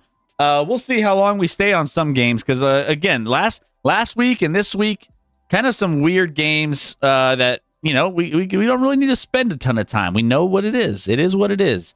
The games are what we thought they were. But they are who we thought they were. So, we'll get to some of those. Doc's going to pop off, and then he's going to go I do will his too, thing. because I've got work to do. And Rex going to pop off money to make. because he's going to go buy He's about some to more. do an 8-page rant And he's going to go buy some 99 shooters and finish out the night strong. and cried his tears on the keyboard. Crying. That's what I'm gonna do. I'm most excited for the Raiders breakdown. Yeah, I would say like with how triggered Scotty's been about Bo Nix's existence, I'm gonna be glad I'm missing that. Oh yeah, we'll have some more Bo Nix. Some of his. Alcohol's a good sleep aid. I figured out that it's the exact opposite for me. It depends on how you look at it, WD Con. Will it put you to sleep? Yes. Will you get quality sleep? Negative. It did not. Again, I didn't fall asleep until 5:30 in the morning, and I had to be up at 8:30 in the morning. It's like it's good to knock you out so you don't have to like think about certain things. It's perfect, Hand off here. 5 minutes left. We're gonna get out of here. Diacola, skip the Broncos. Don't need the rant from Scotty. Well, here's the thing. Like we all like. It's pretty safe to say the Broncos aren't for real. Like I can say that as a and even the local radio here knows the Broncos aren't for real. at least right now. Like Bo Nix isn't taking a step forward, and it's just the defense that's propping him up. I mean, that's basically what this team is. That's it. I mean, you don't really have to say much else. Bo's not it, and the defense is winning games. Field goal try. I there we go. I covered the recap right there. That's all we need to know. And that one is good. It looked like it was going wide right, but then it curled back in. So it's just a 22-point game. Ooh, that did curve Three back touchdowns in. and 2-point conversion. Just give me this. This is all I'm doing for now. I'm just, I'm just gonna sit here like this. Just sit there like that. Attach. I got the Fraser jersey to match the helmet. Attach. Zach Fraser. You need those. What are those old school hats with the beer, the tubes that come from the beer can? Yeah, That's what I need. I That's need to what. install That's those on what the you side of need, this. man. Those were like back in the '90s. Remember those? Those were. I mean, you could buy those and like. How many people actually threw those on? I don't know, but like if you did, I did. I painted mine black and gold. I went to the games and drank. I had 2 things of Coke. Adam Schefter just posted on X that the Steelers have declined their option to send the offense back out on the field. It's fair. That's fair. We don't need to send them out. Can we just like stop the game? Chargers running up the score. Just throw the towel. Can we throw a white towel out there? Like they do in boxing. Just He's had enough. He's had enough. Now here's the question: This ain't no Rocky is story. More accurate? Are we getting the red zone reindeer, or is it still Stoner Man? Look, Well- every time I see Aaron Rodgers without his helmet, and sometimes with his helmet, he just looks like he's tripping all the balls, which is probably why he's missing the reads today. Was the That explains it. He's high on ayahuasca, and you can't tell exactly where his receivers are. Well, Cleek earlier said he microdosed mushrooms at halftime, so I figure that seems plausible. I was born with one of those double beer hats on my head. I now have the same amount of hair as back then. That's Cuban. What's up, Cuban? How we doing, buddy? So today, Aaron Rodgers is 10 of 23 for 96 yards with 2 picks and a fumble that he recovered in the end zone for a safety. well, again, the second one wasn't his fault, but it still goes down as his. So Yeah. Which Aaron Rodgers currently has negative 1.16 fantasy points. yeah, I mean, again, this is a game where the defense pretty much did their job, but then the offense, the interception, the muff punt, like if we don't have those, this is a 2-score game at most. So So they're showing Aaron Rodgers 43% completion percentage, 4.2 yards a pass, and a QB rating of 19.5. One of, if not his single worst games. Scott AWOL, And- Code Brown. By the way, no, I don't know where you get minus 50,000. I got Chargers minus 21.5 at minus 275. Code Brown. Scott taking that Code Brown. Actually, now, what's the total for over 3.5 for the Steelers? I haven't seen a Chargers team total. That's the only thing that's going to keep us back in this game, but I haven't seen one. The Steelers team. Okay. I mean, a Steelers. I haven't seen a Steelers team total in a while, but WWE nailed it right there. Yeah. Watching- So while you were gone, punt returner had his first career muff, and the Awesome. Chargers turned into a field goal. Awesome. I think the Steelers playing like shit funneled through me there, and that's what someone said in the chat. They're like, "Code yellow, more like a code brown." WWE. it was 100% a Code Brown. Guys. Rodgers is still in the game. Underneath, it's a miracle. A pass has been completed, and it's Calvin Austin on the reception. Yeah, so we don't have Steelers Rudolph. taking this We don't have Look Rudolph at in the you, game. Conning. I like the helmet, Doc. thanks. We were talking. Yeah, we were talking about those beer hats with the Yeah, beer the cans beer on the hats. side, and then the tubes that came out of the Quick after cans. Remember those fiber. back in the 90s? He runs over So, a man. Gets in What the field I goal. just saw on, I don't remember how I saw it on the internet today, but I saw on the internet today this new puffy jacket that's coming out. Oh, I that you saw fill that. up with beer. I saw it, and then the thumb is like a tap or something like that. Like, Yeah, there's like on your like you can just it's like goes through Rogers your, under the sleeve. pressure.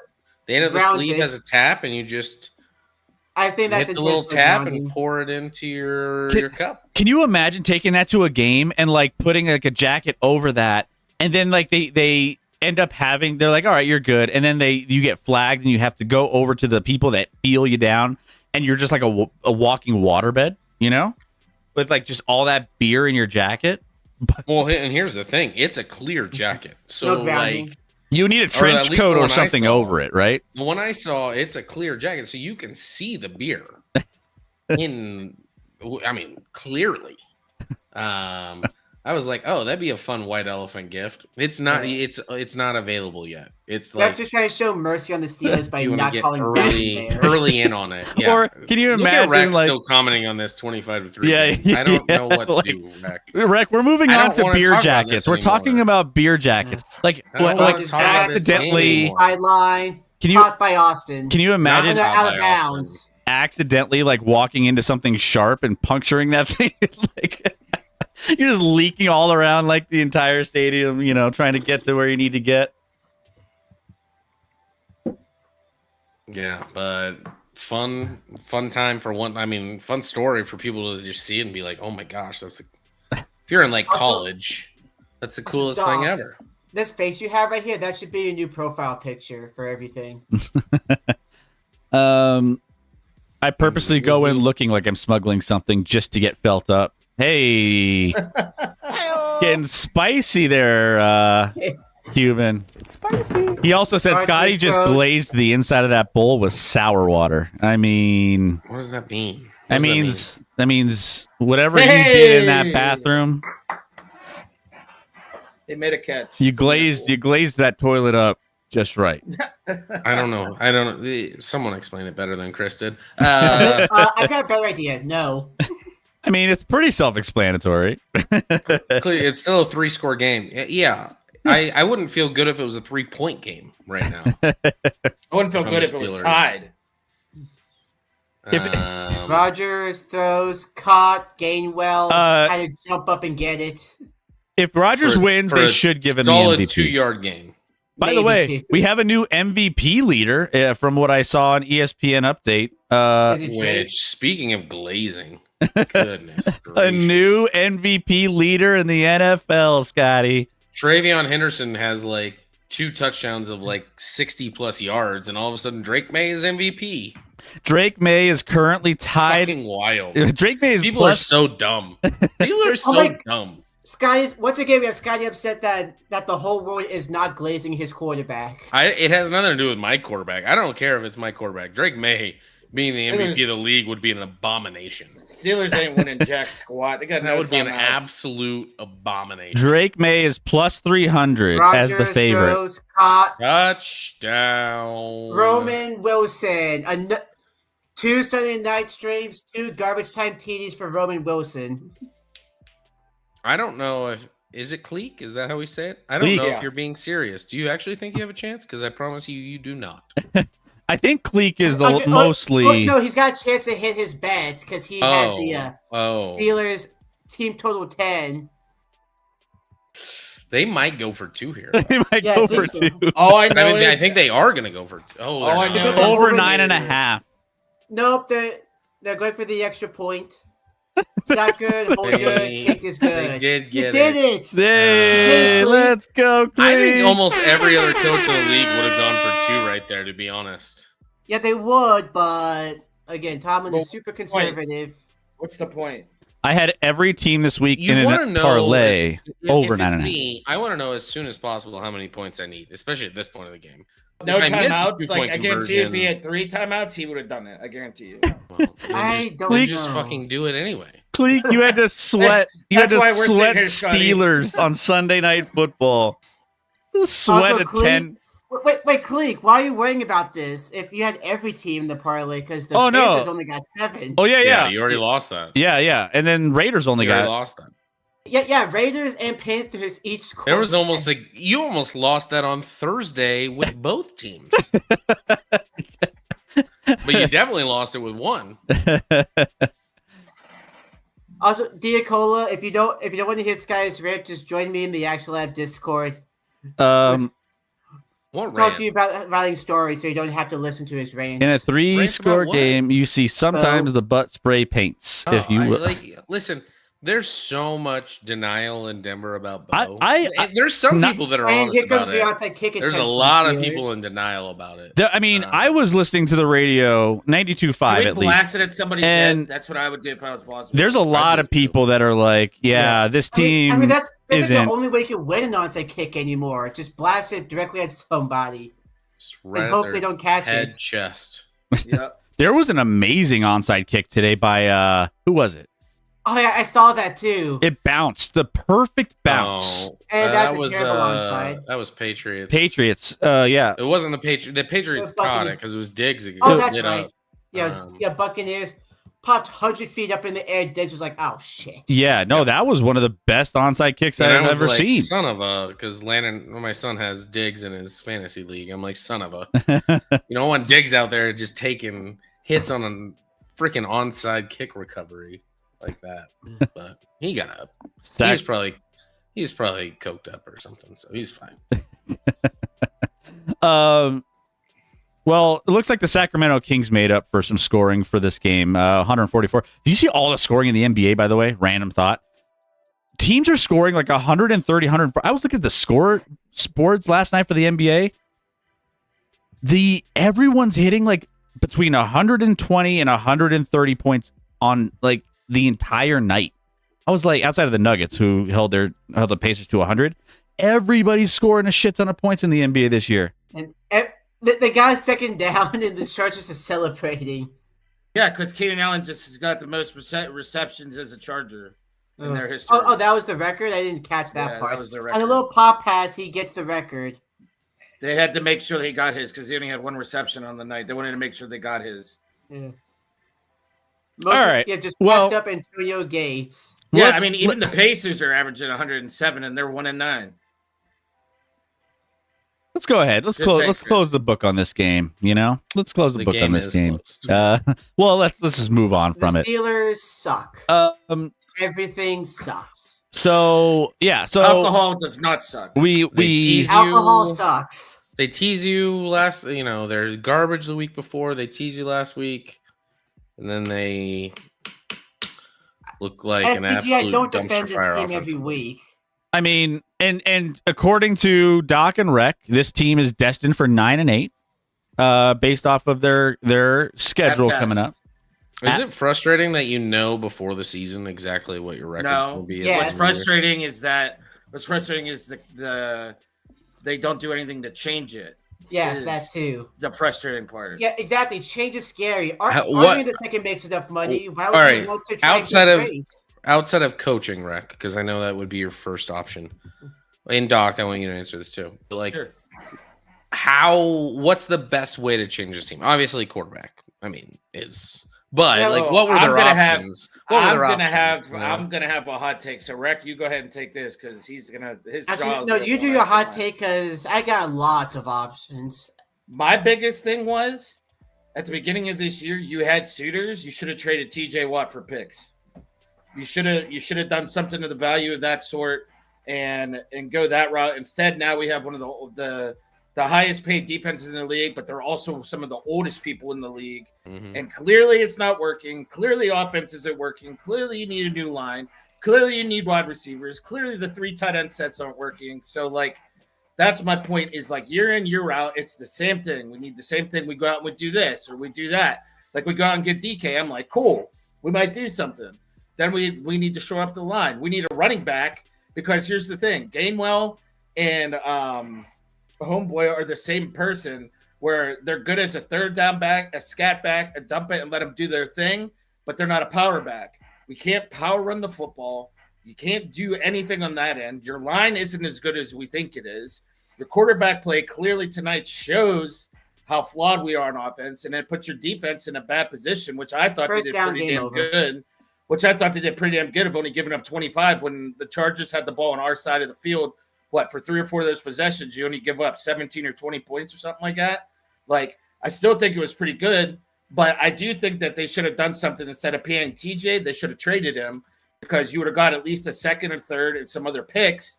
Like, look at what the Patriots have done with their team. They built within and doing a lot of the draft capital. They've drafted their guys. They got the Drake Mays. They went out and got a younger quarterback, because these days in the league, you need a scrambling quarterback. Like, look at Herbert. When a couple of times the pressure came, he was able to step out of the pocket and get up and get those first down yardages. You look at some of these other teams that are having more success, like the Patriots. Drake May can scramble, get out of the pocket. He can throw the ball. He can run. So I'm not saying they have to be a guy that runs like a 4.4 40 and is always looking to run first, more like a Hurts. But, there's so many needs that the Steelers could have addressed by not getting rid of TJ, but unfortunately trading him would have provided the Steelers with a better future than us overpaying for a bunch of old guys. And now we're 5-4 and probably going to end up losing 7 games out of our last. Like, if we can go worse than 9-8, it'd be the best thing for the franchise since Ben retired. Yeah, like my big thing is it's the whole philosophy from top to bottom. It's just like from everywhere, you don't see, like, change isn't a real thing. Like, you'll see players come and go, you'll see assistants come and go. But at the end of the day, the men with the power, they don't they don't want to change what they're doing. They think everything they're doing is fine.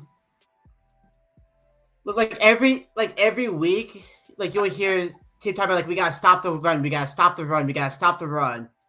Okay, but the quarterback's pretty damn good. Want to try stopping him?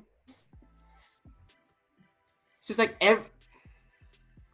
this isn't something that a player move could change. This isn't something that trading TJ Watt would change.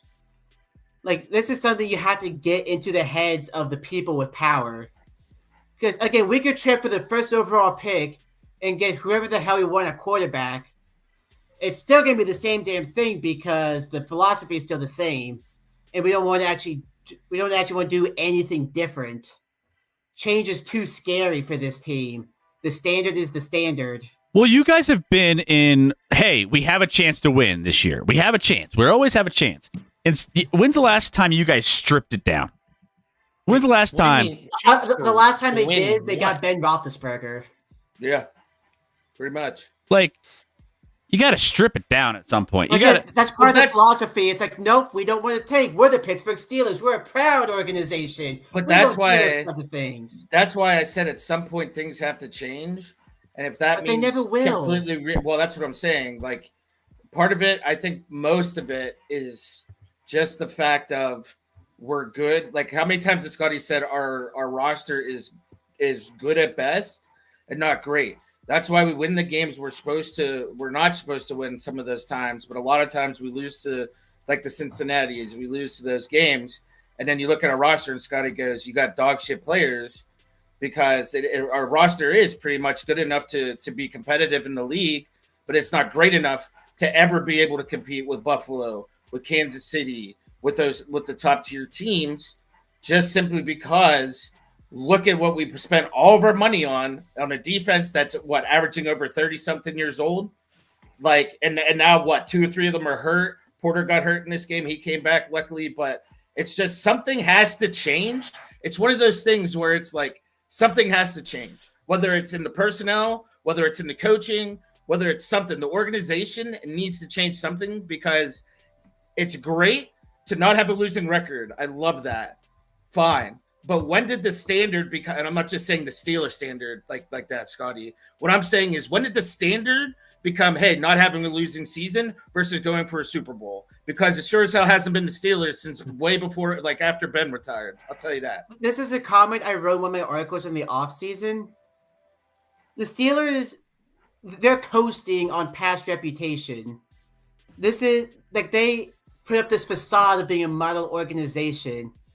It's we still got the Rooney family who built this team up. We still got Tomlin, this excellent coach who won a Super Bowl, this hard-nosed old school coach. We have all these great things. We have all this great defense. It's all a facade. And when you actually go past the basic stuff, you go past that. Like that iceberg meme. You go under the iceberg, and this is a poorly run organization, top to bottom. I mean, I give credit to like the general manager Omar Khan. He's trying his damnedest to drag this team kicking and screaming into the 21st century, but they don't want to do it. They want to keep it like 2005. I think, and somehow there's an echo now, Chris. So whatever you're doing. Okay. I think the prior success of the Steelers organization is hurting them now. Yeah, that's right. That's Yeah, exactly what I was 100%. saying. It's 100%. Yeah, like I think the Rooney family is used to winning and they expect to win, and they're scared of a full reboot because, like you say, they did a full reboot, but then they drafted Ben Roethlisberger and they made the AFC Championship game his first year, Yeah, right? and that was the first game Ben lost in his career. Yeah. So, like, what they needed to do and what they need to do, you know, once they kept Tomlin on, which, listen, I still think Tomlin's an okay. I mean, I think he's a rah-rah guy. He's, like, good at all that stuff. X's and O's, you can argue, and maybe he's not great at that. But at this point, it's definitely time. Like, he should be gone. Yeah, I would move on from him. They should have that's moved what I'm on from saying. him. If they move on from him, that funnels to every single thing else. They never bring in Rodgers. They don't, you know, make trades for these older defensive players and sign these older defensive players that, you know, cost money that aren't what they were before. And you're not trapped in this. And maybe you trade TJ as Doc. Like, you could literally sell the farm. Get a couple picks for TJ, like a couple first rounders. Trade TJ, totally reboot. I mean, Cam Hayward's not getting any younger. Your defense is old as balls. You would have probably never traded for DK. Like, Need a you're quarterback. Totally rebooting.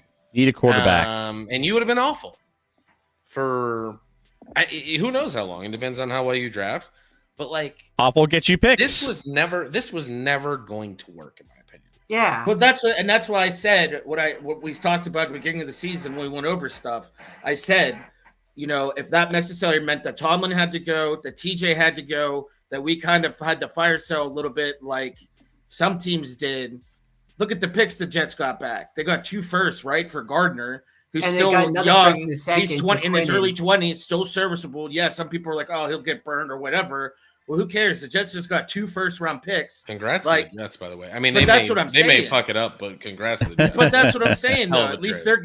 they're giving themselves an opportunity to build through the draft. The Steelers can't do that because for the last decade, we've gone 9-8 or 8-8 or somewhere where we're picking late teens, early 20s. You have to change something at some point, otherwise it's considered insanity by doing the same thing over and over and expecting a different outcome. This is why I was saying at some point there needs to be accountability, and at some point That just doesn't exist. needs exactly. And But that's listen- why a team needs to change an organizational standpoint and a player standpoint. Something has to change. I would be shocked if in this offseason there isn't a full reboot. I would be shocked. And it would be I mean, like awful. Ramsey's got to be it gone. feels Queen- so obvious at this point. Like, It was- we're not gonna win with this group. Well, No, that is Well, bringing the- Rodgers, we go 9-8 and we bring Rodgers back again. Like, what are we? Well, doing? and they did the That- here's the desperation problem. move this last offseason. The desperation on the defense and the changes that they made, the trades that they put I got together, like all of it was desperation with Aaron Let me explain Rodgers. to you. Aaron Rodgers exactly how this- leaving. Aaron Rodgers being done there is the best thing that could happen. Now that you have a clear cutoff point for a guy that's not going to be in the league very much anymore. they shouldn't want to bring Rodgers. No, back. no. This is the clear cutoff. This is the Even if he would be the best quarterback for the team next year, it's not good enough. Let me explain to you exactly how next offseason is going to go. Well, one, Tyler's going to be retained because firing him costs money, and we don't like to spend money here in Pittsburgh. The What's his DC, contract? Carolina, he's going to get scapegoated. They're going to have a couple of fake interviews. And they're probably going to promote the new DB coach because he'll kiss Tomlin's ass. They're going to draft defense. They're going to draft cornerback in the first round because, again, Slay's going to retire. Ramsey ain't all there. They're going to reload. They are going to reload the You defense. just drafted a first-round corner like 2 years ago. Well, the good news is DK is I guess, yeah, second round, is but still yeah. DK isn't a UFA until 2030. So you give yourself a couple years to kind of build here. So you give yourself a little bit of time here. You know what I mean? And in Offensive that lines- situation, you can get rid of him at some point. He'll be 32. So offensive line is still young. Like I've read a bunch of articles recently about how people are loving our right tackle Trey Fautanu, talking about how he's one of the best. Again, I got the Frazier jersey because he's been a monster. Like there's hope for the offensive line for sure. Again, if we have a good offensive line, whichever quarterback we draft should have time in the pocket. but like Scotty, like but you TJ need Watt. you need a quarterback. Yeah. Yeah. Guess how you, even if you're decent, guess how you get a quarterback. Tank.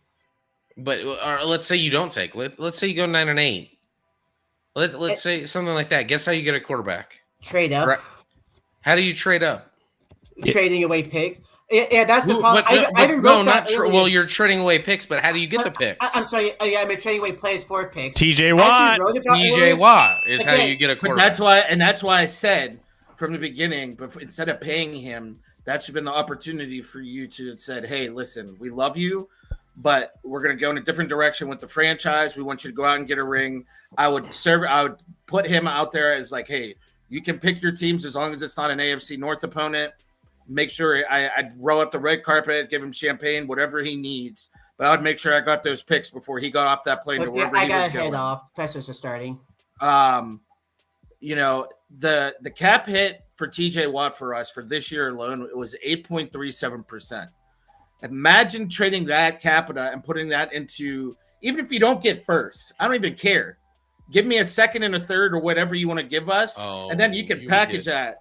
You Well, get he's get- 31. You he's should had get at health least the injuries. first. You would get a You should, first but that for doesn't mean it's sure. going to happen in the league.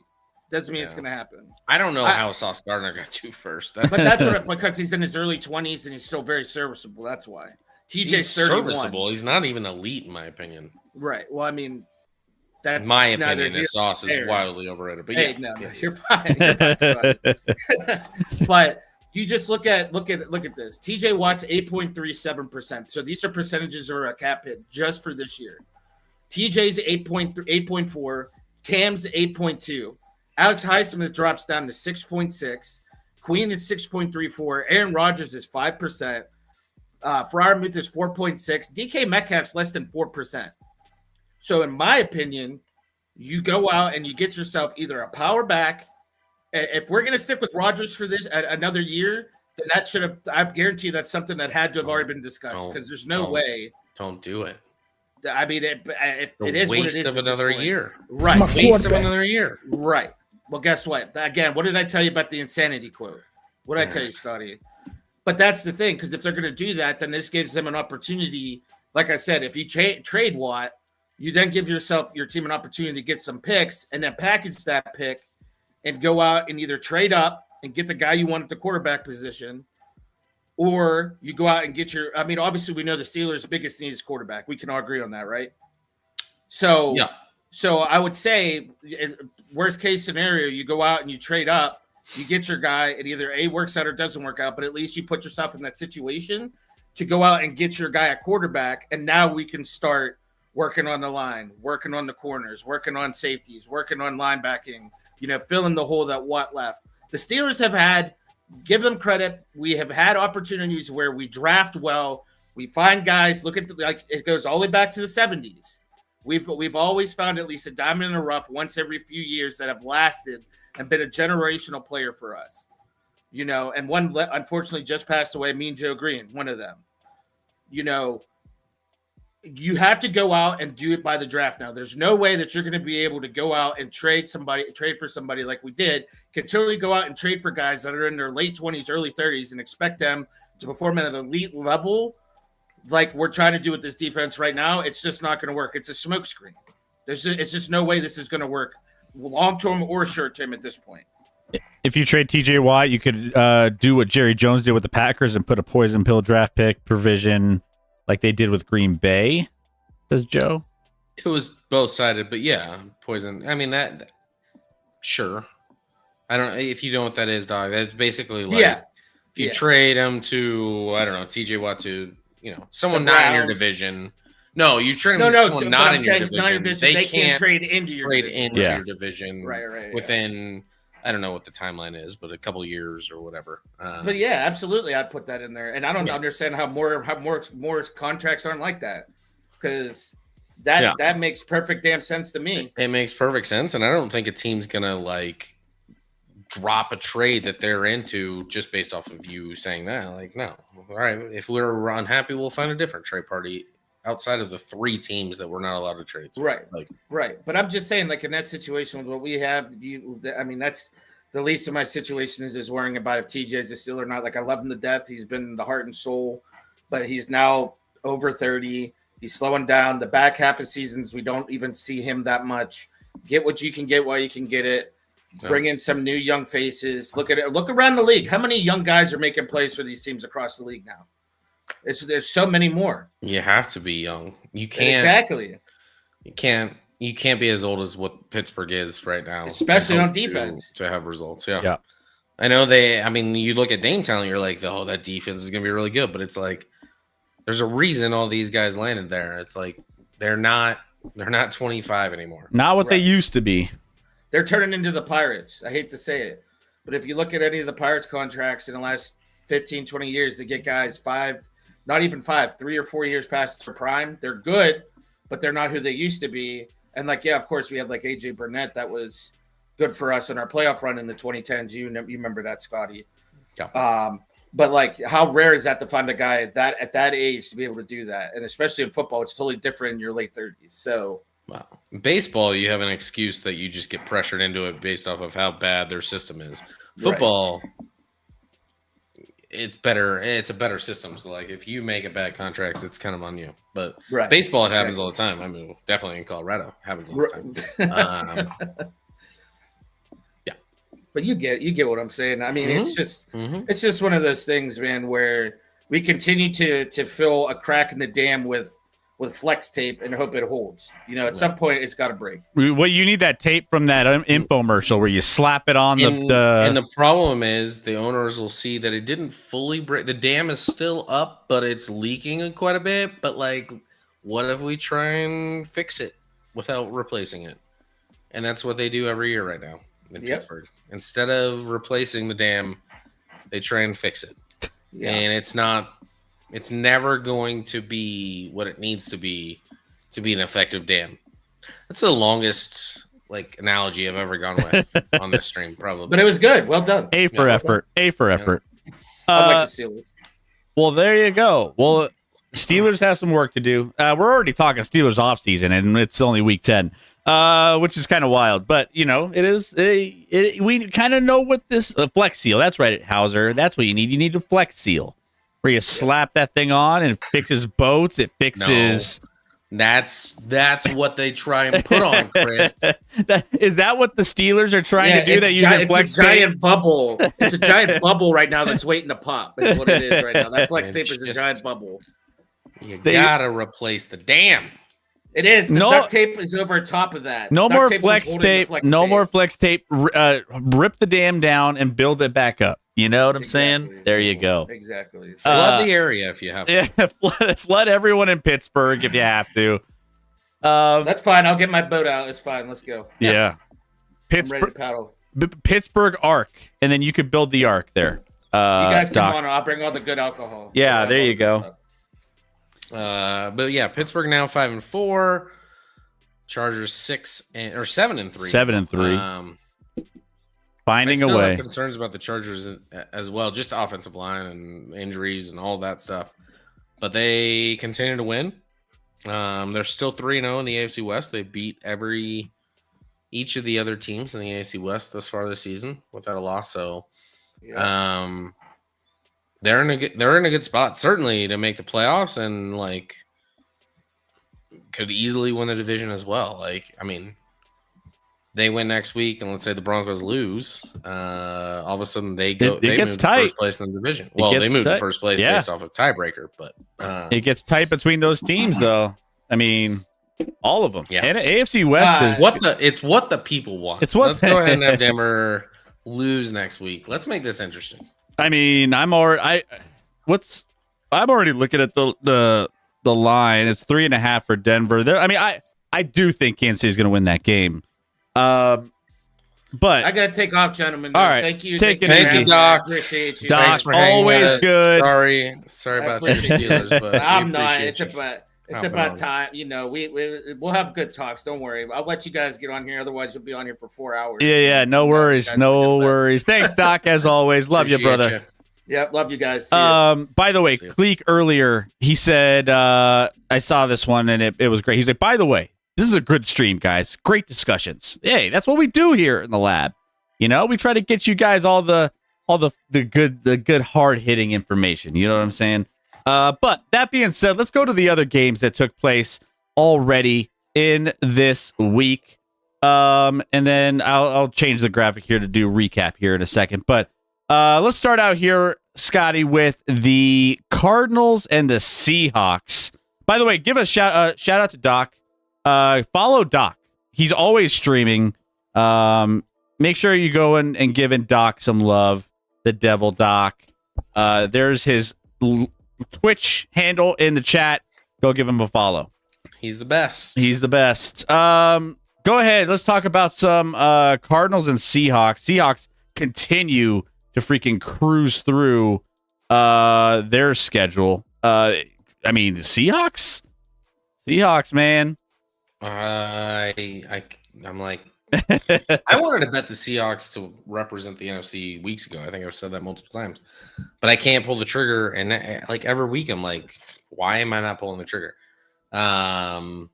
This game, my son in fantasy had like a 70% chance to win.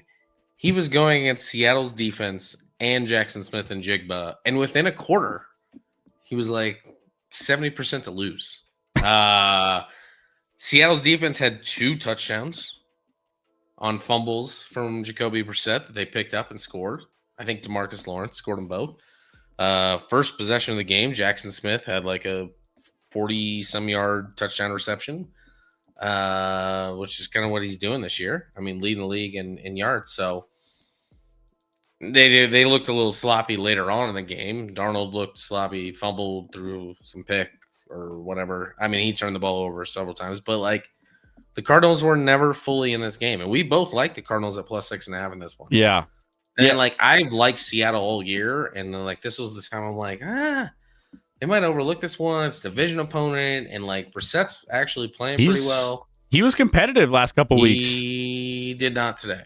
Whether that's a statement on him or it's a statement on Seattle's defense. I just found out today that like Kansas City was really close to trading for Boye Mafe, the edge from Seattle at the trade deadline. That some people thought it was a done deal. Apparently, didn't get done. So we were close on that. We were close on Breece Hall, and instead we're just riding with who we got. Cool. But Seahawks are now 7-2. You cannot count them out like at all. And I know I talked about like, well, I need Sam Darnold in the playoffs to prove it, but Sam Darnold's playing really good ball right now. I think even better than he was in Minnesota. I believe in this Seattle team more than I ever did with the Minnesota team he was on last year. So it'll be interesting to see. I mean, you obviously have Seattle and the Rams fighting it out at the top of that NFC West in a good division with the Niners still in the mix. And then the Cardinals, the loss today, it feels like it might be over for them. But it'll be interesting to see. Everyone's going to sleep on the Seahawks because they were expected to do nothing this year. But they're playing really good ball, Chris. Well, their defense has been playing. We talk about Sam Darnold. The defense has been playing unbelievable. Linebacker Tyrese Knight forced 2 fumbles via strip sack. They've just been, crushing teams from a defensive standpoint. But then you throw in the fact that they're playing good offensively as well, and you're like, all right, well, this team is really well balanced, and they're good, beating good teams, and they're coming out and they look legit. So.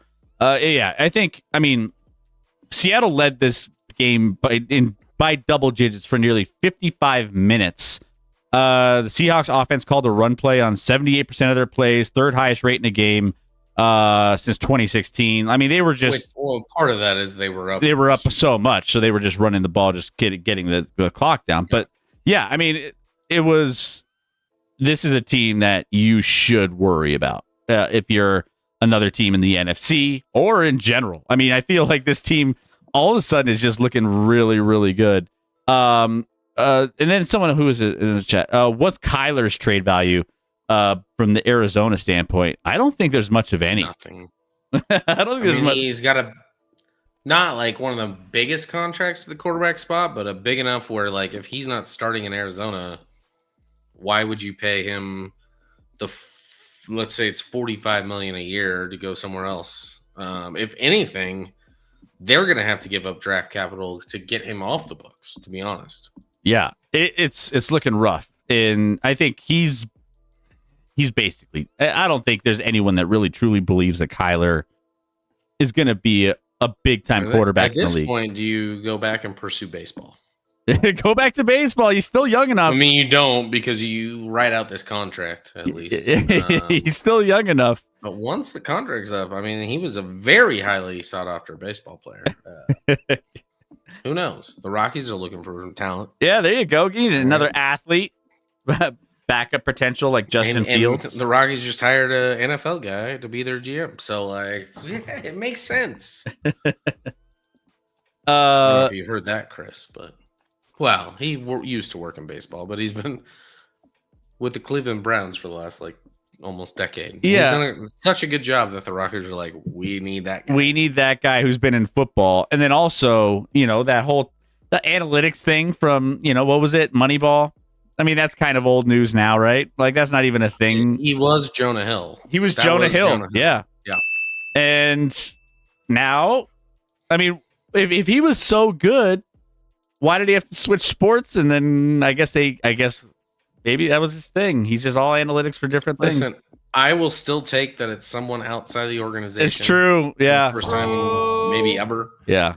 So I'll take that. I'll reserve judgment. Let's see what happens. But the Rockies have a ton of work to do. They got a lot.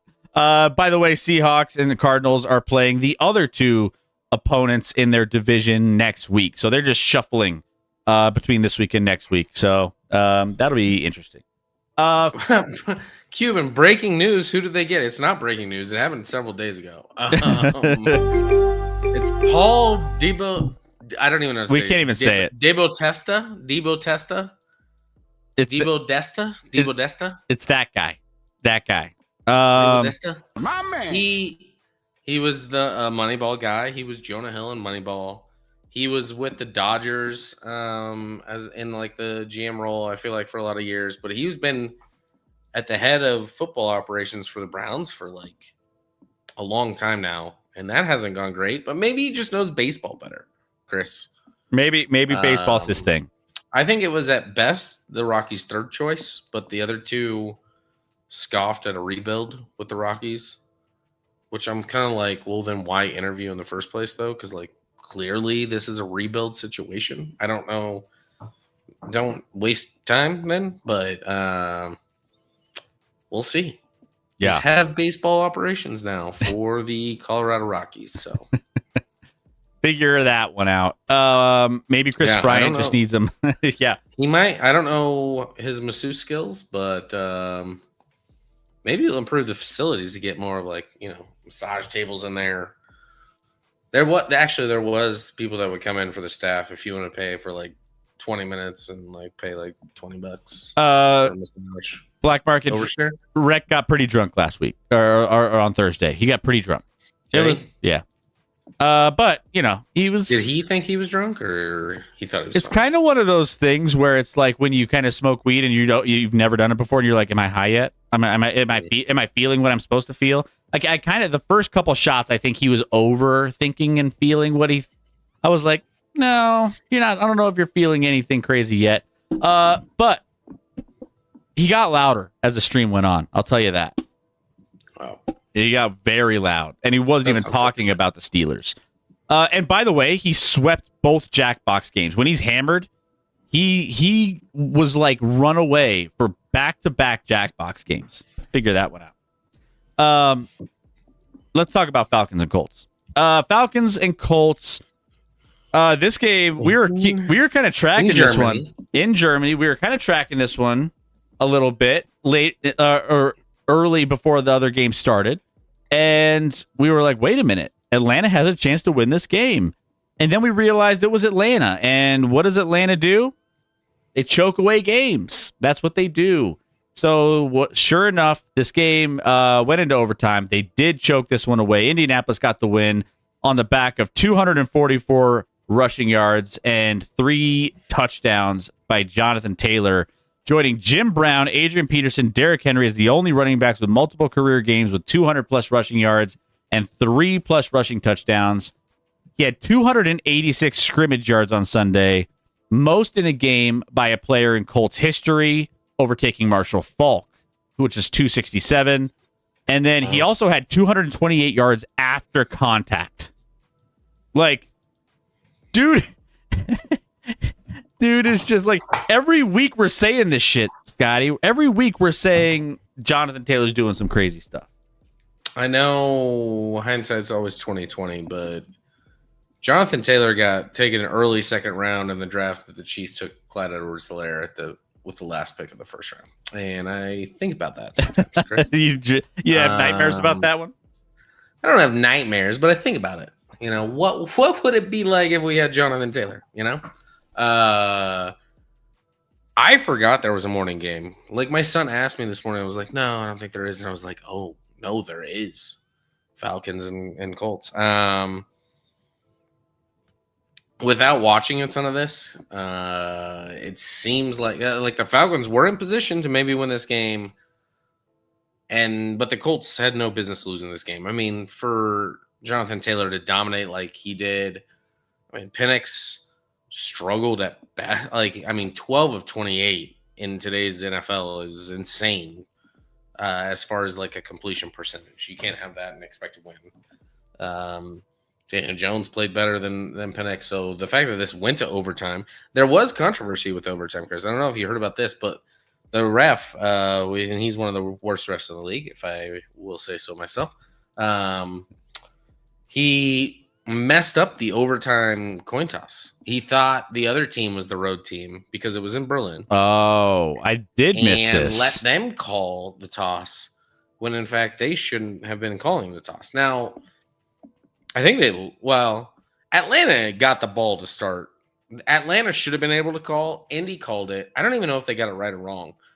Atlanta started with the ball, so I assume Indy actually lost the coin toss still, but there's still controversy over but that shouldn't, how do you fuck that up? It's because he's one of the worst refs to ever exist in the NFL. I mean, listen, the Colts were the better team after a awful performance last week. They bounce back in Berlin. They get it done. The Falcons tease for a bit. But clearly there's just I don't know what the Falcons are going to have to do to become a real team. They have pieces and you're like, I mean, Drake London's balling like he's never has before. I mean, you got Bijan, you got all these pieces, and it's just they can never do anything. Never mesh together. Props to Indy. They bounce back. They get to 8-2.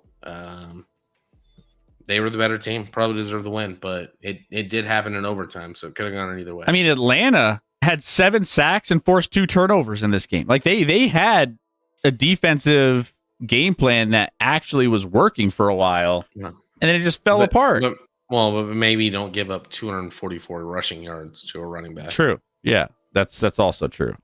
I mean, 100 yards to a running back is bad in today's NFL. 244 is crazy. Good luck. Get your key card working on Monday. The Jets meme of yeah. By the way, someone was throw Jonathan. I think Tay throw in there Jonathan Taylor for MVP. Well, he's got to overtake Drake May. And Matt Stafford's also up there too. Drake May is currently up there with Matt Stafford ahead of Jonathan Taylor, but Jonathan Taylor is 5-1. Drake May just proves that people are dumb. And that's nothing against Drake May. I think he's really good, and I think he's had a great year. But no one on planet Earth actually believes that Drake May is the MVP of the league, right? Right. I mean, we're not stupid. Vegas has him up there. Well, but Vegas bases it off of idiots that bet it. Like literally, he goes to the front runner when he's running back, as I said before. Travion Henderson has like a 60-yard rushing touchdown and like a 70-yard rushing touchdown, and all of a sudden Drake May's elite. Like, I don't know.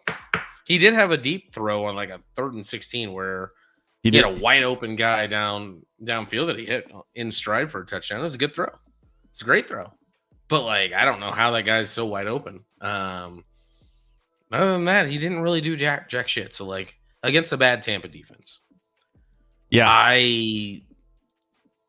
Anyone who's betting on Drake May to win MVP, I think is a little bit insane, especially if you're betting on him as the favorite to win MVP. You're only getting 3 to 1. You're only getting 3 to 1. People are gonna call me hater of Drake May. I'm not, but there's no way he's the best fucking player in the league. Let's get out of there with that. Let's get to the next one here. We got Baltimore and Minnesota, and when you look at this, is sluggish, offensive start. But like either way, this is kind of what what we thought was going to be the script for this game. When you look at the end result, right? You have the Ravens who are getting healthier, and you also have a JJ McCarthy experience, which has been a wild one because he's kind of all over the place, made some mistakes, threw 2 interceptions, each targeting Justin Jefferson. But I mean, this is a Ravens team that is again getting healthy, and Lamar has a good record against the NFC. So all of that came into play. Ravens end up getting the win here against the Minnesota Vikings, and seem to be on the upswing and on the way to winning that AFC North. We saw the Steelers lose tonight. They didn't look good. And the Ravens are favored to win that division as of now and as of 3 weeks ago. But they take care of business in Minnesota.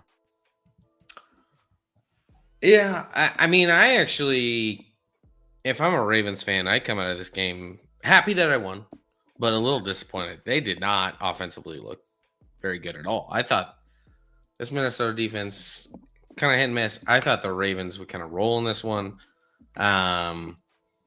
Baltimore feasted off of turnovers, which some special teams, Justin Jefferson getting tripped up with the, corner and he falls down and it's a pick kind of situations. But the offense for Baltimore in this game and Lamar Jackson never looked comfortable.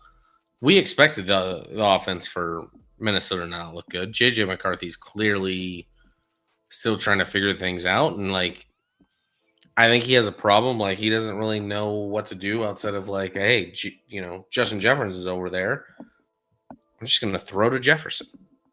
Jay Jettis is over there. I'll just throw it up. And it's not working at all.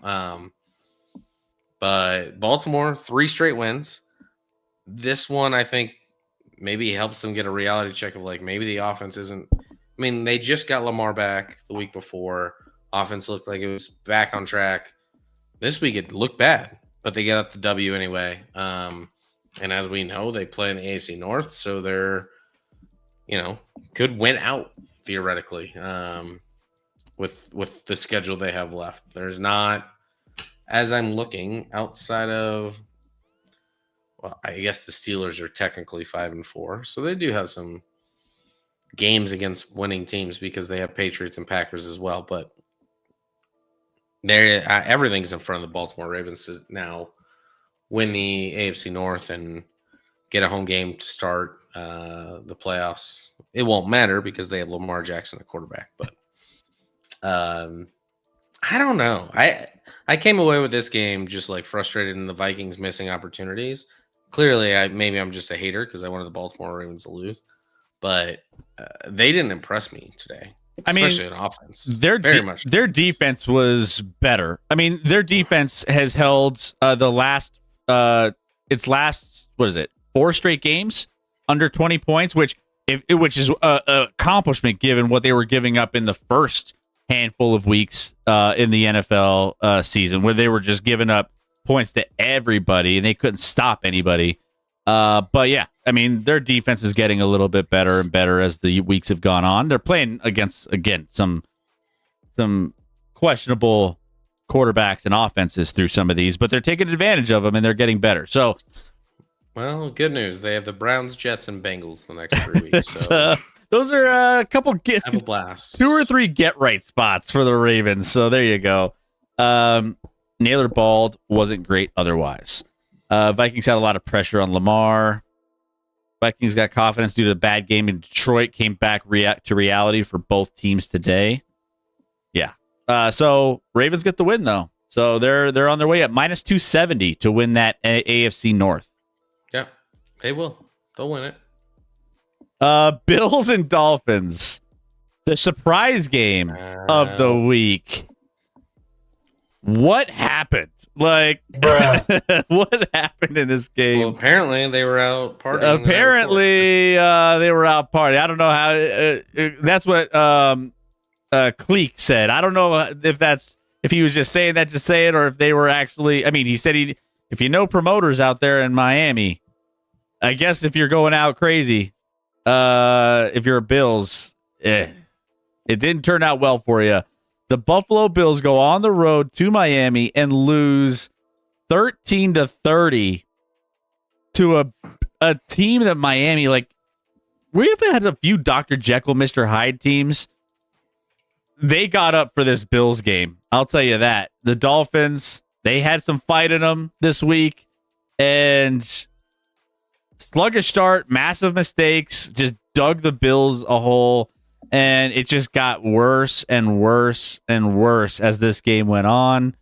And the Bills find themselves losing to the Dolphins in a division game. Buffalo's 17-point loss is the team's largest to Miami since week 11 of 2011.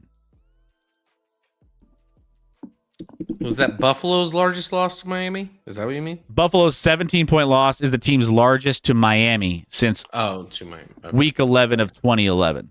Got it. Yeah. Cleek still is saying you can search X, lots of picks out there. Happens often with NBA players. I'm very familiar with the NBA players and them going out when they're in Miami. That's for like one game of an 82 game season, right? Like, NFL players, one, should know better. Two, Buffalo goes there every year. It's not like It's true. this is our one shot to ever go to Miami. You play them in Miami every year. Why are you going out partying? Go out partying after the game. Fuck. Like, maybe they fly back after. I don't know. But either way, I'm sure there's an aspect of it's true there, Cleek, but like, they didn't show up. Josh Allen didn't have a good game. He turned the ball over a couple times, uncharacteristically. Chris, we were at our niece's birthday, and you were like, "Oh, it's 7-0 Miami." I'm like, "Yeah, they're not gonna win." And then all of a sudden, it was like 16-0.5. I'm like, okay. I'm excited, but I still think they're just gonna blow this somehow. Buffalo come back, and then Buffalo had like a long drive and got into a Interception in the end zone. Interception in the end zone, and at that point, I'm like, "Oh my gosh, Miami's gonna win this game." Tua had a couple like arm punt interceptions. Tua was 173 yards, 15 of 21 passing. Like, he wasn't good. No, but their defense played great, and Like, couple long runs from A-Chain to seal the deal. Back-to-back touchdown runs, kind of to close it out. Buffalo won their Super Bowl last week, Chris. they did. And so they thought the season was over. They thought this was in like an exhibition. Why can't I talk? Like a Pro Bowl or something. I don't know. Playing in Miami makes sense. Hot climate. It's probably just a Pro Bowl game. And they got exposed, and it was embarrassing for them.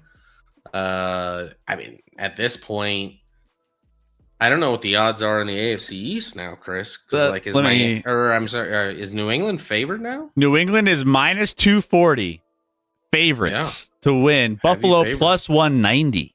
I mean, they already beat Buffalo head to head. They get them in New England later on this year because the one they won was in Buffalo. So, And New I don't England know. Patriots have an easy schedule. So, I mean, Patriots are they're in the driver's seat in the AFC East, and that's not something we would have said before the season started. I mean, they're likely to finish with the 1 seed right now. In my opinion, it's possible for sure with the schedule that they have. But yeah, I mean, if they even lose 2 more, that leaves them with 4 losses. And at that, like, they're probably winning the AFC. I don't think anyone else is going to be there with them. Well, and regardless of how Buffalo lost this game, whether they went out and they were doing their own thing, that's a leadership thing, right? That's a, hey, we're not going to worry about this. We're not taking this game seriously as we're overlooking these teams. That's a problem. That's a leadership thing. That's a mentality thing. That the Buffalo Bills, maybe this is a wake up call for them because but they had a wake up call against Atlanta. Like they've had a couple times where they have wake up calls where they're just like, all right, Bills need to get their shit together, and yet they have another one like this, and it's just like Another one. At a certain point, what do we start thinking about the Bills? Because they've had a couple games where they're just like, all right, we got to get our shit together. I think their defense is pretty poor. I think their offense is good, no doubt. Some uncharacteristic turnovers today, with a fumble on a run by Josh Allen, and then the pick when they were, inside the 10 or wherever they were, close to the 10-yard line, if not inside it, trying to score in that second half. I don't know, though. I don't think Buffalo – this is not the best Buffalo team they've certainly had in this stretch with Josh Allen. They've had much better defenses than this one. And the offense, I think someone in the chat said, or B Smokey's like, well, they don't have a top wide receiver. They had a stretch with Stephon Diggs where he was he was a top wide receiver, and they still didn't get it done. So at what point does Buffalo get it done? This doesn't feel like the year, and I don't know what they could do to trend it in the other direction, because they definitely have some injuries this year that are affecting that too. But at the same time, I don't know if the window's past. I won't say it's past for Buffalo by any stretch, because you have Josh Allen and anything's possible with one of the best QBs in the league. But that roster is not great in my opinion. So Tampa Bay is their next opponent. They're 5.5 point home favorites against Tampa Bay. Which Tampa's reeling as well, right? Tampa's after today, they looked a little bit reeling, but they've lost 2 or 3. Yeah. They need to have Bruce Almighty prayers like he did for the Buffalo Sabres. The way they're losing some of these games, they got to do something. Because, losses to the Dolphins, the Falcons, what are the Falcons? We were just talking about the Falcons. What are they? Falcons are no good. And then there are other losses to the Patriots. I still don't think the Patriots are... I think the Patriots are fine and dandy, but they're not elite. And that was a 3-point game. 23-20 in that one. So it's... I don't know. The rest of their... Yeah, it's kind of interesting to see. I don't know what to make of these Bills. Browns and Jets. I spent probably 0 time watching this game, but it ended up being, I think, a pretty good game based off of how it came down to it was a 27-20 game. I didn't see a ton of this one, Scotty. No one did. No, I don't actually think we need to talk about it. Yeah. I maybe I'll just throw out Jets beat the Browns in Week 10 despite having 42 net passing yards in the game. Yeah. Justin Fields had 54 yards. That was 6 of 11. They didn't even ask him to pass the ball. It was the fewest pass yards by the Jets in a win since 1973 when Bill Demery, don't even know who that is. He's not even real, I don't think. That motherfucker back there is not real. Led the Jets to a 9-7 win over the Patriots. but somehow, some way, yeah, 40. It's not somehow, some way. They had a kickoff return touchdown and a punt return touchdown. The Jets did in this game, Chris. Like, that's how they scored. Yeah. And then, yeah, both these teams, the Browns, both these teams 2-7, not going anywhere. Can we get to Shedeur Sanders already? Like, I think he's going to fail, but it's more interesting than Dylan Gabriel. Yeah. We already know that dude stinks. Dylan Gabriel ain't it. He's not an NFL quarterback. No, you can see, like, I don't even need to see him. I could see him throw one football or run one time, and I'd know. Look at how small he is. He's not. No, that dude is never doing anything in the NFL. It's my Outside quarterback. of maybe being like a somewhat decent backup, but like I would say, even as a backup, he's like maybe a below average. That's how lowly I think of Dylan Gabriel. Jets doubled their wins today. I mean, yeah. I mean, Something. That's something. it's interesting how the game was tied at one point and the Jets were negative passing yards. Like, yeah, it was a bad. We don't have to talk. Yeah, about it. let's move on. It was a shit game. Lions and Commanders. Someone had to watch that game. Lions and Commanders is the next one here that we're going to go over, and again, we're going to kind of breeze through some of these because we kind of know, like they are who we thought they were. You know, They are who we thought they were. we knew after the injury last week with the Washington Commanders and Jaden Daniels that it was going to be a long season. I mean, that takes the wind out of your sails if you're a team. Like that's your guy. That's the guy that's supposed to get you to the point where you guys were going to be competitive this season. A lot of people going into the season were down on the Commanders, and then this happens, and then it just compounds on itself. The Lions take care of business, 44-22, one of the 44-22 games that we saw today, and improved to 6-3. Washington Commanders are 3-7. Jahmyr Gibbs became the fifth player in NFL history to score more than 40 touchdowns before turning 24, joining the club of Barry Sanders, Randy Moss, Emmitt Smith, and Jim Brown. Pretty good company, if you ask me. Yeah, I mean, listen, nice bounce back for the Lions, but like this Washington team feels decimated now, 3-7 after. And I mean, I told you I didn't think they were going to miss or make the playoffs this year, and that was with or without Jaden Daniels. Obviously, they've missed Jaden Daniels for a few games, but I don't know if it would matter when you're giving up what they're giving up defensively. I was more concerned about their defense than their offense moving forward. And 546 yards. Not good. Jahmyr Gibbs did what he wanted. Jameson Williams had a monster game for Detroit. Jared Goff did all that he wanted. And none of it mattered. I mean, the most interesting thing about this thing was Trump being there in a dance and then a punch to the face or the helmet. Yep. Which, again, punching somebody in the helmet is one of the dumbest things dumb. you could ever do. Guess what? That thing's harder than your hand. So it's not going to affect. I would slap a helmet before I punched a helmet. What are you? Like a slap, at least it's going to the momentum's going to carry and maybe their neck gets hurt or something. They sprain the neck, Chris. Face will get hurt. but, Whiplash? Their neck, whiplash. Yeah. If you just punch, you're only asking, one, to get ejected from the game, and two, to hurt your own hand. You're an idiot.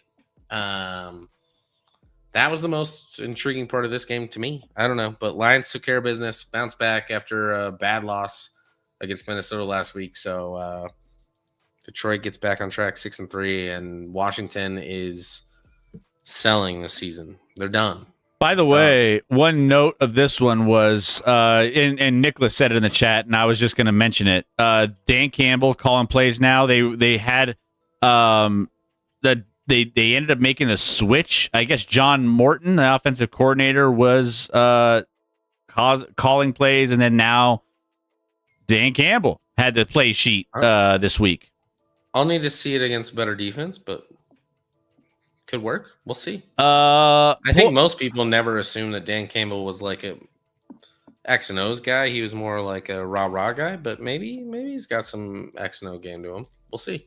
Pull that trigger. What's going on? How we doing? Who's your team and where you're from? Like to get to know you a little bit better. We have Amon Ra ate that weak ass punch. It wasn't even was a that. weak-ass It wasn't even like a strong punch. I was just like, Yeah. what's the point of it? And then you're gonna get thrown out of the game and everything else. Like, come on, man. First, like, knock the helmet off, then punch. Like, if you're gonna do it, make it worth it. Or just he wasn't looking. Just tackle the dude, tackle him to the ground, and then you can. I mean, it's just be smarter. Like, come on, man, don't be an idiot. What are you? An idiot sandwich. We'll see what happens next Sunday. Tennessee Titans fan here. Don't like Don't to like talk about it. It's I okay. understand. It's okay, but it's great to have you here, Good though. news is we don't have to talk about it this week. We won't torture you with it this week. I think they were on a bye, but now that I think about it, I'm like, did I just forget they played? I mean, I don't remember them playing, so I'm hoping they were on a bye. what's good to have you in here, Trigger. We don't have too many Tennessee fans, so it's always good to have some new fan bases in the chat. So, guys, if you guys are just joining us for the first time, we also have our Discord if you want to join us, and we're talking sports all throughout the week, even when we're not live. Make sure you tune into the channel. We're always sharing memes and breaking news and all the good things. So join us each and every single time. By the way, we'll be breaking down Wednesday all of the Week 11 games, as well as we might maybe talk some NBA, little NBA check-in on Wednesday as well. So we'll be doing that there soon. So yeah, Lions get the dub. Let's go to Jaguars Texans in this one. By the way, What a fuck up. What a fuck up. the AFC South was kind of, I mean, between these two teams, this one, what are you doing here? If you're the Jags, Houston Texans end up winning 36-29. Davis Mills, quarterback for the Houston Texans in this one, obviously. But Houston's defense gets massive big plays down the stretch of this game to overtake the Jags. And Scotty, talk about it. 19-point comeback. Second largest comeback in franchise history, only to their 21-point comeback against the Chargers in 2013. I just don't know how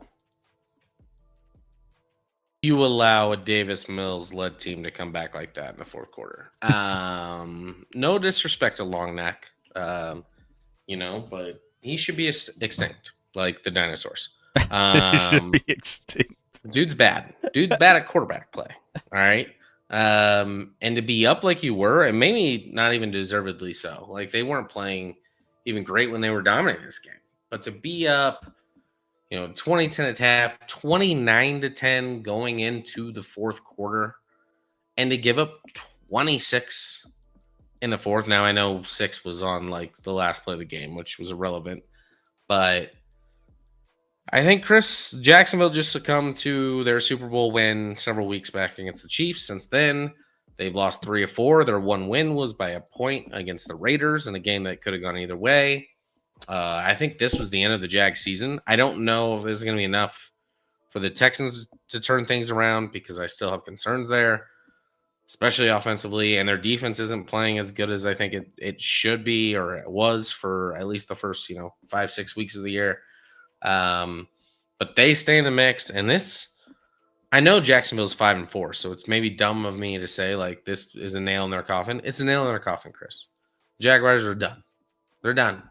Yeah, I know you were high. Well, you had like not high, but you had a hot take that the Jags would win the division. This year. Obviously, it looks like that's headed the Colts' direction at this point. Yeah. But and just a stupid. Like, I was watching this game and I'm like, stupid decision after stupid decision, whether it was coaching or player decisions, like, it was egregious. And Jacksonville deserved to lose this game, to be honest. Well, and you had a shot, right? Because we saw the big kick, right? We saw the longest kick in NFL history. So you're like, all right, well, there's a little chance at the end of this game where all you got to do is get in field goal range, because then there was that missed extra to the 2-point conversion that was missed, which opened up the door. All you got to do is give them a chance.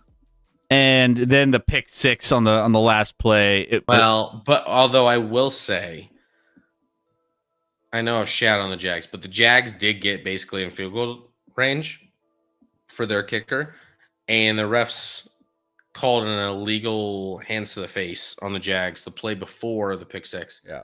That basically ruined it for them. Was it an illegal hands to the face? Probably. But like, I don't know. Like in basketball sometimes, the whole theory is like, unless it's a 3-point shooter.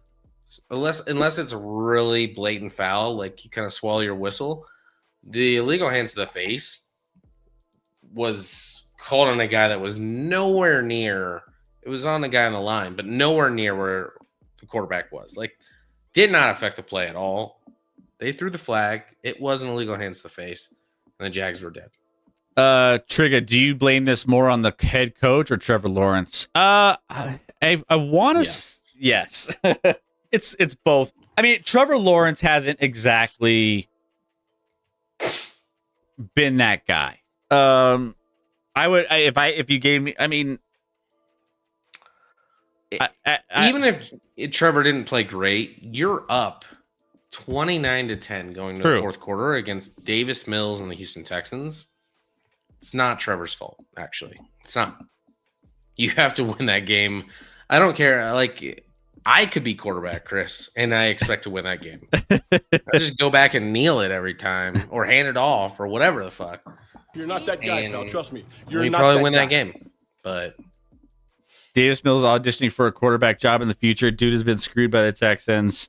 From Watson to CJ Stroud being quarterback one since day one. Actually happy for that guy. Long daddy neck. Daddy. I'm totally happy that you're happy for him. He has not been screwed. He's just not very good. Super Mills. I mean, is Davis Mills our new Super Cooper? He's more relevant than Super Cooper. No, he's the same as Super Cooper. He's the same. I mean, he is absolutely the new Super Cooper of this stream. I'll put together Everyone will be excited when he goes somewhere else and like watch him dominate, and it's like, oh, actually, he does suck. I'll put together a little emote, and it'll be super long giraffe neck, and we'll make it happen. Yeah, there you go. We'll make it happen. All right, let's get to the next one here. Rams 49ers. Man. We were kind of going back and forth whether or not we liked the 49ers getting points. We were like, man, it feels disrespectful. Like 4.5 points. I mean, the San Francisco 49ers, they've been playing some good ball. I mean, they were 6-3 coming into this one, and they're winning games even with some of the injuries that they've been sustaining. But then the Rams come to town and put it on. 42-26, Rams get the win here. 7-2 for the Rams, 6-4 now for the San Francisco 49ers from a record standpoint. But the Rams dominated early, and it was just it felt like it was just getting out of hand really quickly in this one. I will say we did talk about the MVP race. There is Matthew Stafford, who's thrown his hat in the mix. He's up there basically tied for MVP votes along with Drake May. So he's up there in his MVP candidacy with the Rams win here as well. But Matthew Stafford has thrown 4 or more touchdown passes and no interceptions in each of his past 3 games. Only Hall of Famers Manning, Marino, have a longer streak with 4 or more passing touchdowns, no interceptions since 1970. Yeah, I mean, the Rams are definitely a threat in the NFC, no doubt about it. Playing good football. Got out to a 21-0 lead today. Won the turnover battle 2-0, which helped a little bit.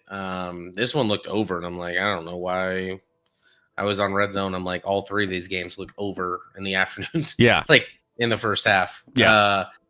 To San Fran's credit, they cut it to 21-14 after being down 21-0. But then couldn't get any closer. Couldn't stop the Rams offense, who has a healthy Puka, has a healthy, and it seems like Devontae Adams and Stafford are getting on a better page as they move forward through the season. Devontae got hurt, though, in this one, didn't he? Did he? I think he got. I mean, I don't know how serious it is, but I think I think he got hurt in this one because he was on the sideline for a little bit. And I didn't know he caught 6 of 8 targets, 77 yards and a touchdown, leaving the game late with an injury. So I did not see the injury. Let's see. I mean, it very well could have happened. Yeah, left with a oblique injury. Oh, but is hopeful it won't force him to miss any time. So it doesn't seem super serious, at least right now. So you'll take that. At most, it's maybe like a week or something. But did y'all see the stat? That Stafford is now 500 in total career win-loss ratio. I saw it, and it was like it's the longest someone's taken in their career to get to 500. Way to get out of Detroit. Right, it took you a while, but you finally got there. You finally made it to the top of the mountain. It's right here. He reached 500 career win percentage for the first time at 231 starts. It's the most starts by a quarterback before reaching 500 since starts were first tracked in 1950. He's 115, 115, and 1 career. Didn't Eli finish exactly 500 for his career? I think that kind of sounds right. I think he did. So they're on like I'd probably say Stafford's a better QB than Eli. Eli did get the 2 Super Bowls, though, so we'll see. Yeah. But good for Stafford, 500 for a career. I don't know if he looks at that as like a really exciting thing. I probably wouldn't. But if you've never been there before, maybe it feels good. I don't know. Yeah, and it's all. Now we just got to keep staying on that side of the fence. By the way, Los Angeles hosting Seattle. That's a 2.5-point spread. Arizona hosting San Francisco. That's a 3-point spread. So both these NFC West, all the NFC West teams just round robining for the next week. So, yeah, we'll see.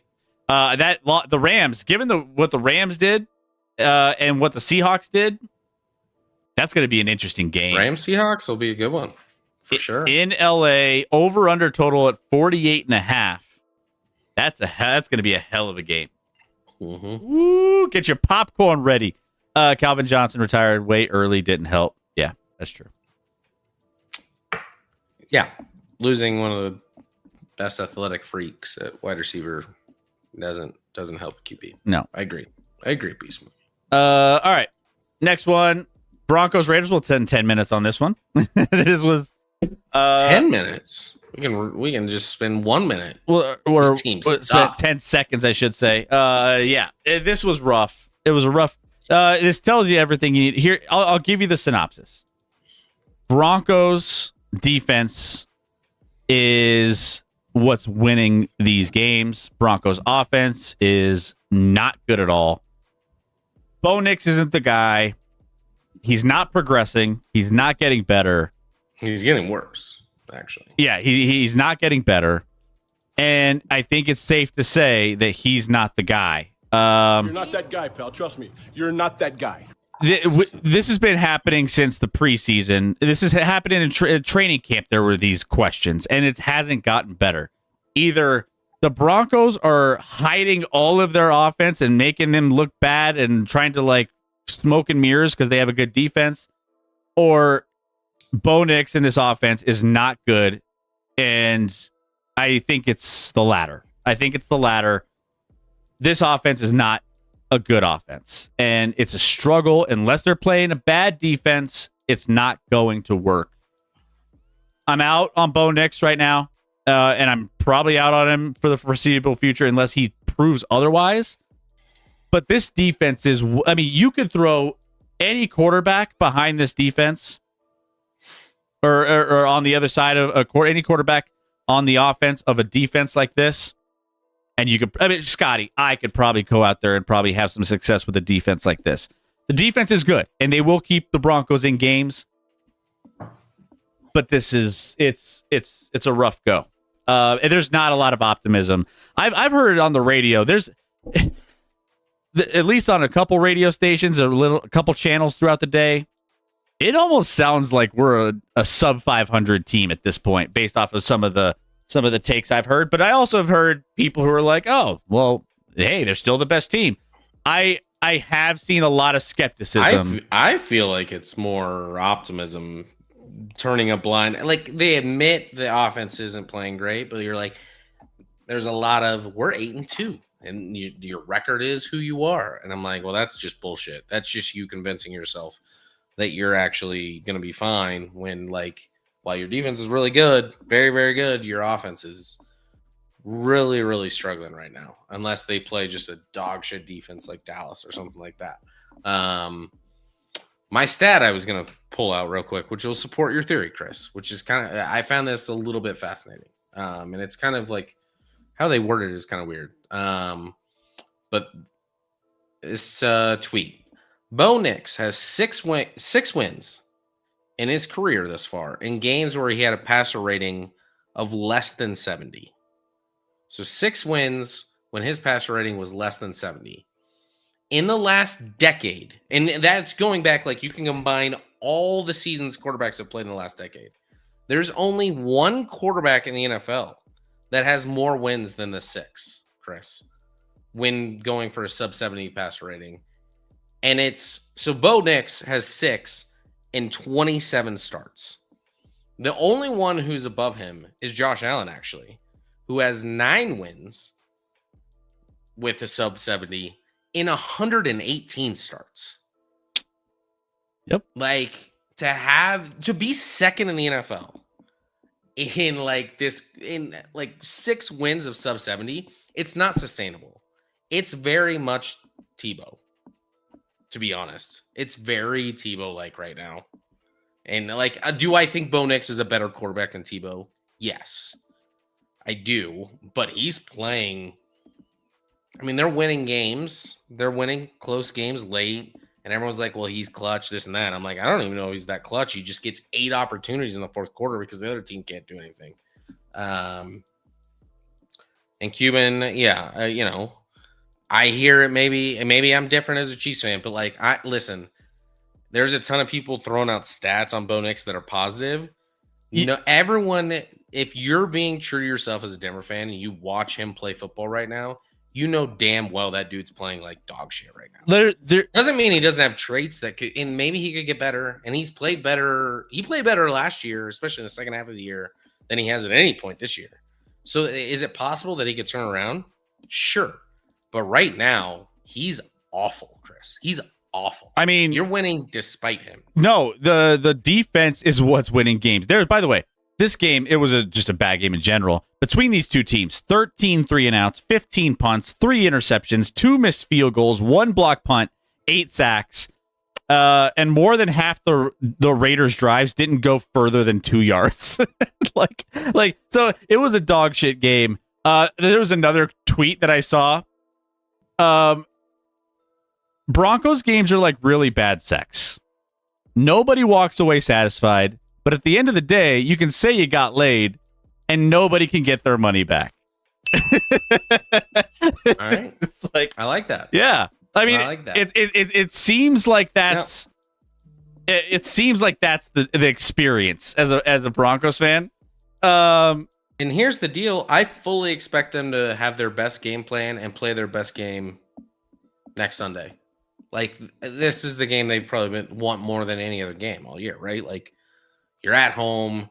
You can close the door on Kansas City as far as maybe at least the division. If you beat them here, you have every opportunity in front of you. You hate KC.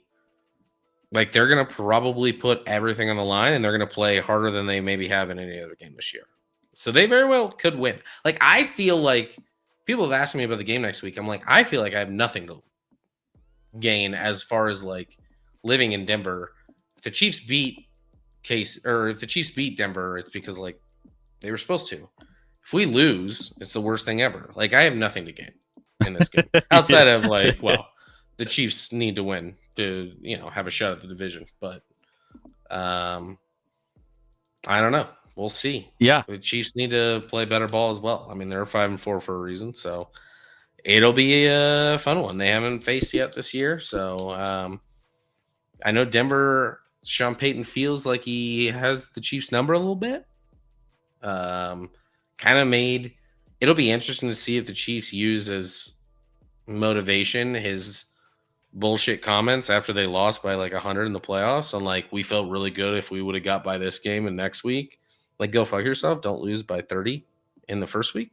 But because that was a direct call out to Sean Payton, who continues to win and continues to be the most miserable person on earth. He's miserable. Winning. He's miserable in every press conference. It's crazy. So awful. Like, he hates everyone. And you can't criticize him. He'll shut that down quick. They try and set the question by making one quick sentence, and he's like, "What's the question?" Well, and let's be honest here about Sean Payton. I mean, we all talk about Bo Nix getting better, but what about the play calling getting better? What about some of these things that we're seeing? I mean, he hasn't come out of this unclean. Like he has had some poor called games and some poor decisions and some bad stints through some of these games from a coaching perspective, I would say. And he doesn't get to field those questions of, oh, well, how are you going to get better, Sean? What are you going to do differently? He shuts those down. So it's like, all right, well, that person will get murdered. That person will have a black Just SUV outside of their randomly in an car accident. They drove them off the road and they were dead off a cliff. Yeah. It's a dangerous game you play. But I think it'll be an interesting game. I think the Broncos defense will show up. I don't know what I'll get out of the offense from the Denver Broncos, but it's going to be it'll be a fun one. I think. Let's see. Can y'all talk about how Geno Smith doesn't deserve to be a starter in the NFL anymore? He is horrific. It's been bad. I mean, he was bad for sure on Thursday. He didn't have a ton of help, but he was bad. And like, their play calling, get the ball out quicker. I don't know if that's the play calling or just him, but like, get the ball out of your fucking hands, Geno. Yeah, it was not pretty, certainly from Geno Smith's vantage point. And from his Seattle days, where he looked like a certainly competent quarterback, makes this move, gets to join his old buddy Pete Carroll, and it's not working out. It's not a good reunion. So it'll be interesting to see what the Raiders do in the offseason with him or just in general. But yeah, I don't know if he's starting caliber player in the league anymore. It's kind of sailed. Raiders just seem like they're just trying to tank so they can rebuild and get a veteran coach on board for a couple years. Maybe. I mean, they have a lot of rebuilding to do. All right, let's get to the next one. Patriots and Bucks. This was one of our bets of the week that didn't come through. I think we finished 2-2 on the week, which, right back there at that's your best week in a long time, Chris. It's my best week in a long time, and we're gonna try to figure this out. I mean, after our double 0-4 week, it was just like we need to make a change here. But yeah, this is another one that we talked about, or that we were talking about going into this week, thinking like the Bucks. This will be a good challenge for this New England Patriots team on the road. Who are now 8-2 after this 28-23 win over the Tampa Bay Buccaneers. Patriots defense made a key fourth down stop late to secure this win. But Buccaneers 1-5 versus the Patriots since 2001. Tampa Bay's only win against New England in the span was with Tom Brady as their starter, and that was in week 4 of 2021. But we're trying to figure out. I mean, again, we talked about a little bit when we were talking about Drake May because he's in the MVP candidacy.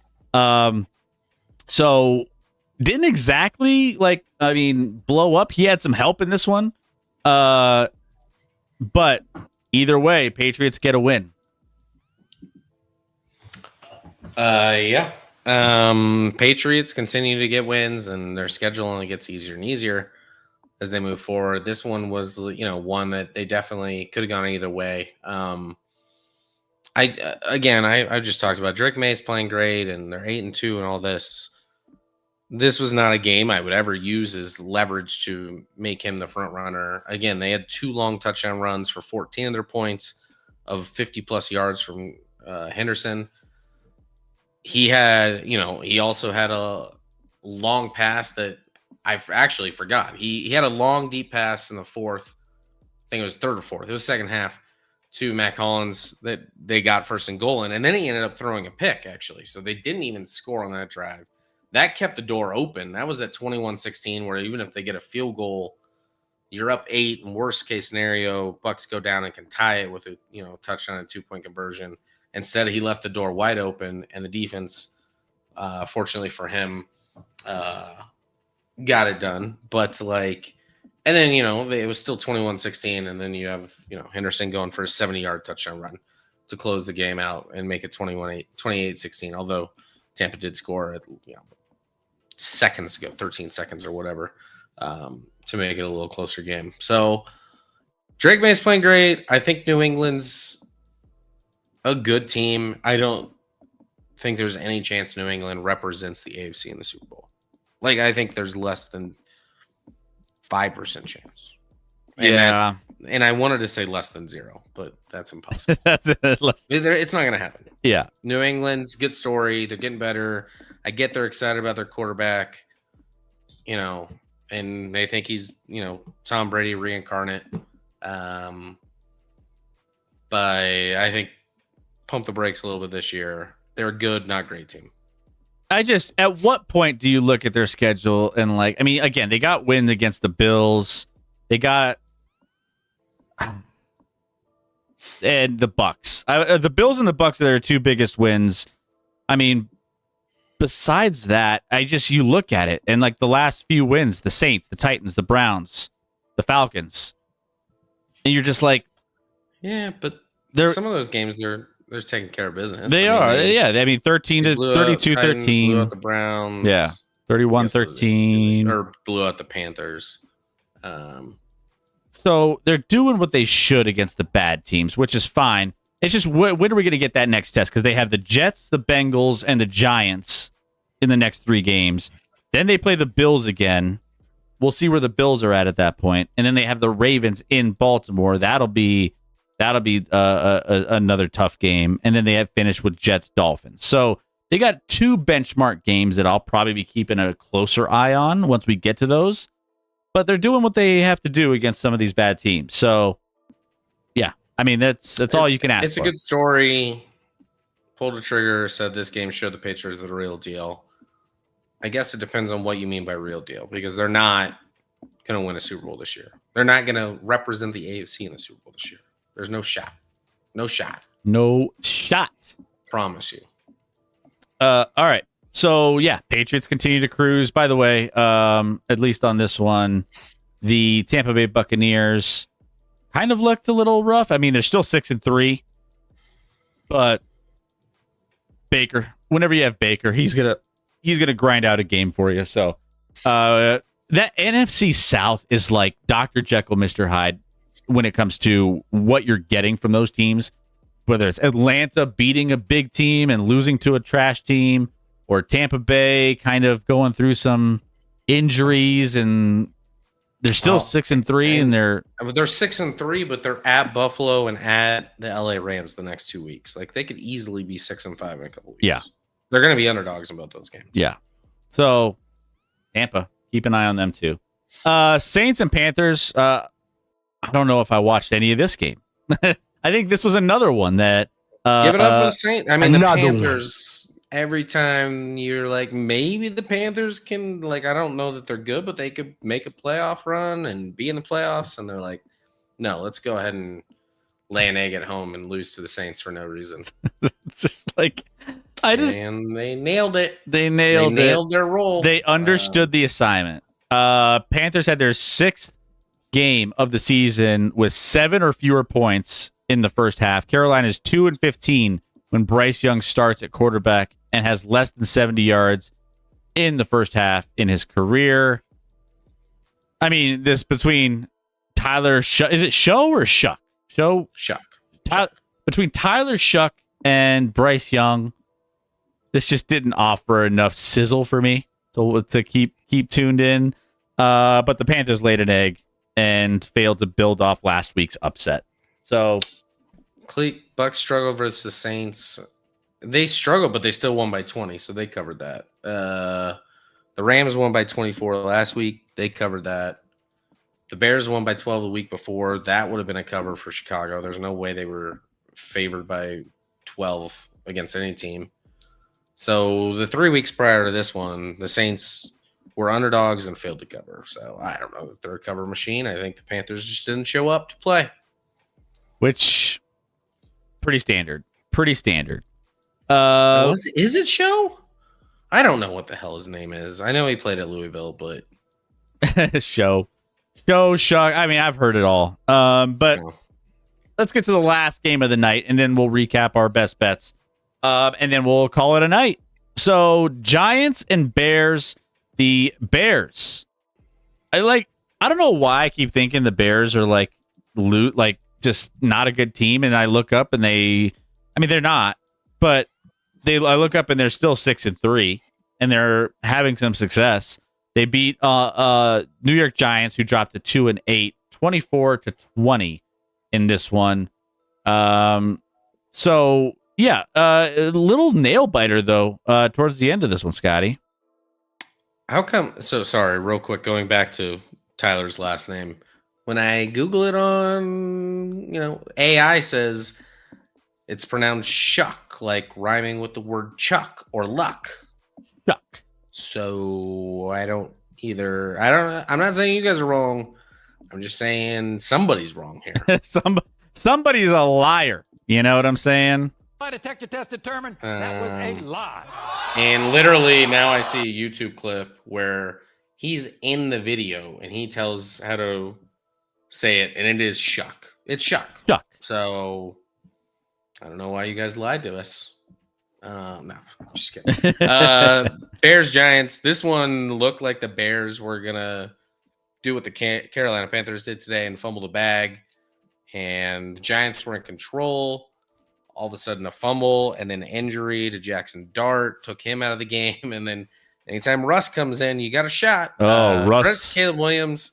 He was clutch down the stretch, had a couple, TD drives, got the Bears back in the lead and the win late. So credit to that, but they looked bad for like 3/4 of this game. Real bad. And if Jackson Dart's still in that game, I'm not sure Chicago wins. Hopefully Dart's okay. It looked like maybe a concussion, so we'll see what that's like moving forward. But Russ was abysmal, shockingly, in his relief of Jackson Dart. But this doesn't make me believe in the Bears anymore than I did before, which wasn't a lot. I know they're finding ways to win though, and they're what are they? 6-3? 6-3. No, okay. I don't believe in them. Jackson Dart. I talked about anybody I believe in though tonight? Maybe I just don't believe in any. Well, I feel like that's kind of the theme for this season. Like we haven't really had a team that we can truly get behind between all of the. I mean, every team has something that is just not ideal and that they're just battling through. I mean, there's not a sure thing this whole season. We've kind of been talking about that. Like, between the NFC, it's kind of wide open. I mean, Seattle's the closest thing, it feels like. But then you got the Rams. Then you got Green Bay, who doesn't show up in certain games. You have Detroit that's dropping games here and there, but then they still look dominant in others. Like, there's not a consistently good, sure thing team across anything. We saw Buffalo. They're struggling a little bit. Baltimore had a rough start to the season. Kansas City has lost some games early on. Denver has a terrible offense. I mean, there's all. I think maybe Indy you could make an argument, but even still, that's a team that's never been in this situation, and no one thought would be in this situation. So, do you really believe in that in the playoffs? I don't know. Yeah. So, the Chiefs have been mentioned a few dozen times. Yes, but I never mention them in a way where I'm like, I definitely believe in them. I love this season because there's no clear number one team. The NFL is wide open, says Tay. Also, the bad teams as well, T minus the Titans. So I think that's maybe why we're always maybe it does sound like we're kind of haters. I hate all the But- teams this year, but, like- because they've given us reason to hate them. There's just it doesn't seem like it's a clear-cut thing, which No, again, it's going to make it really interesting down the stretch of the season. I think the NFC is more clear than the AFC. I think the AFC right now is wide open. Yeah. Because nobody wants, like, I know Indy's playing well, but like, we'll see. And then beyond that, like, I mean, Indy also won in overtime against Atlanta today. So, like, Yeah. and lost in embarrassing fashion against a bad Steelers team the week before. So, like, everyone's giving us reasons to be like, you're not it Yeah. in the AFC. NFC, between the Rams and Seahawks and maybe the winner of tomorrow night between the Packers and Eagles, you have like three legitimate teams that you're like, all right, these teams are pretty good. Yeah, so it's interesting, man. I can't wait to see what's coming down the pipeline for these next few weeks. Here's our best bets of the week, by the way. So we went 2-2.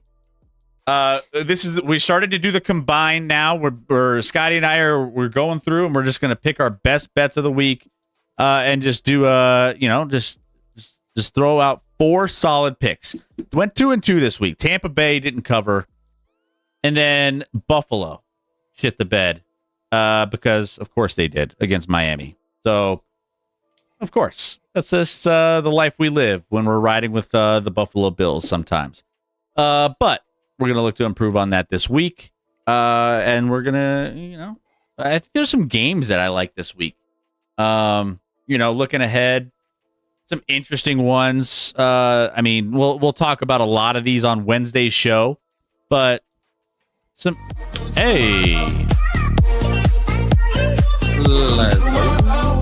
pull that trigger. What's going on? Thank you for that follow. We'll be back live Wednesday, by the way. We'll break down the top games of the week, all of our best bets, and we'll even throw out some news stories around the NBA, around the sports world. So make sure you guys stay tuned on that as well. But tomorrow night, Philadelphia, Green Bay. This line was 2.5 all week. Green Bay now 1.5 point favorites at home against Philadelphia.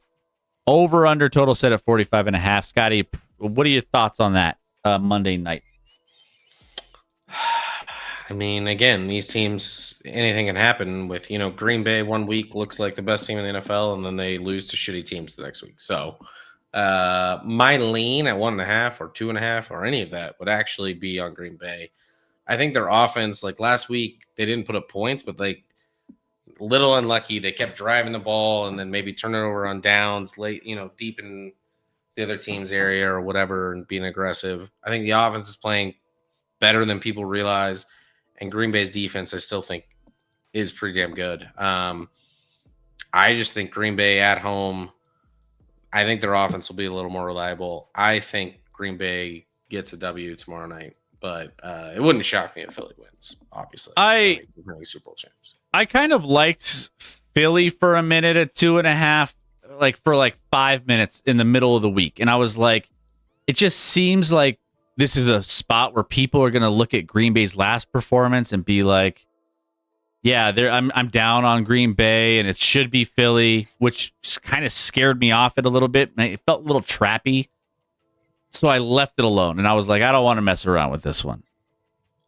But I'm kind of It's all going to come down to if Jalen Hurts can get protection, the Eagles have a good shot of winning. If he doesn't, they almost have zero shot of winning, and I feel like it's going to be closer to the latter than him getting good protection, because that offensive line in Philly hasn't played as well as it did last year, at least. Yeah, 83% of the money or 83% of the public, 88% of the money, all on Philadelphia, which is like a landslide, which makes me feel like Packers. Which is ironic because I think the Packers have been, even with their 2 ugly losses, the better team this year, and an ugly tie and all the things they have. But I mean, Packers money line -120 in play. You're getting some okay value there if you wanted to go that route. Otherwise, you could just take -105 at -1.5 on the Packers on that one as well. So I can see this game end in a tie. Maybe.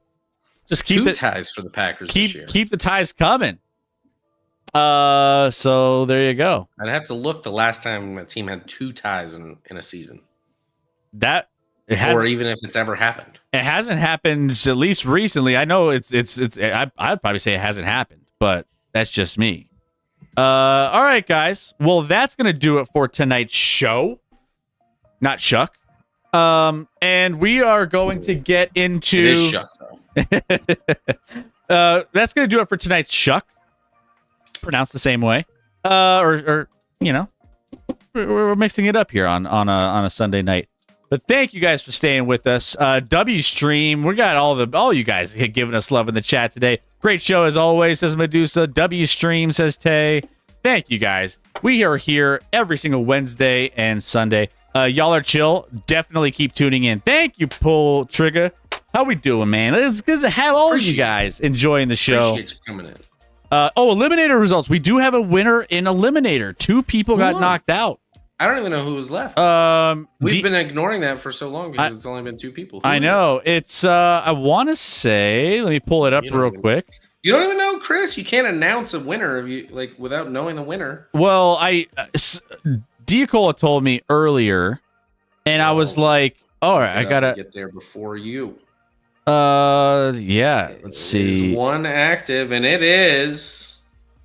The fuck? Why is this so hard to figure out? Home. I need to go to the group, show groups. There we go. It is Red. I don't even know who that is.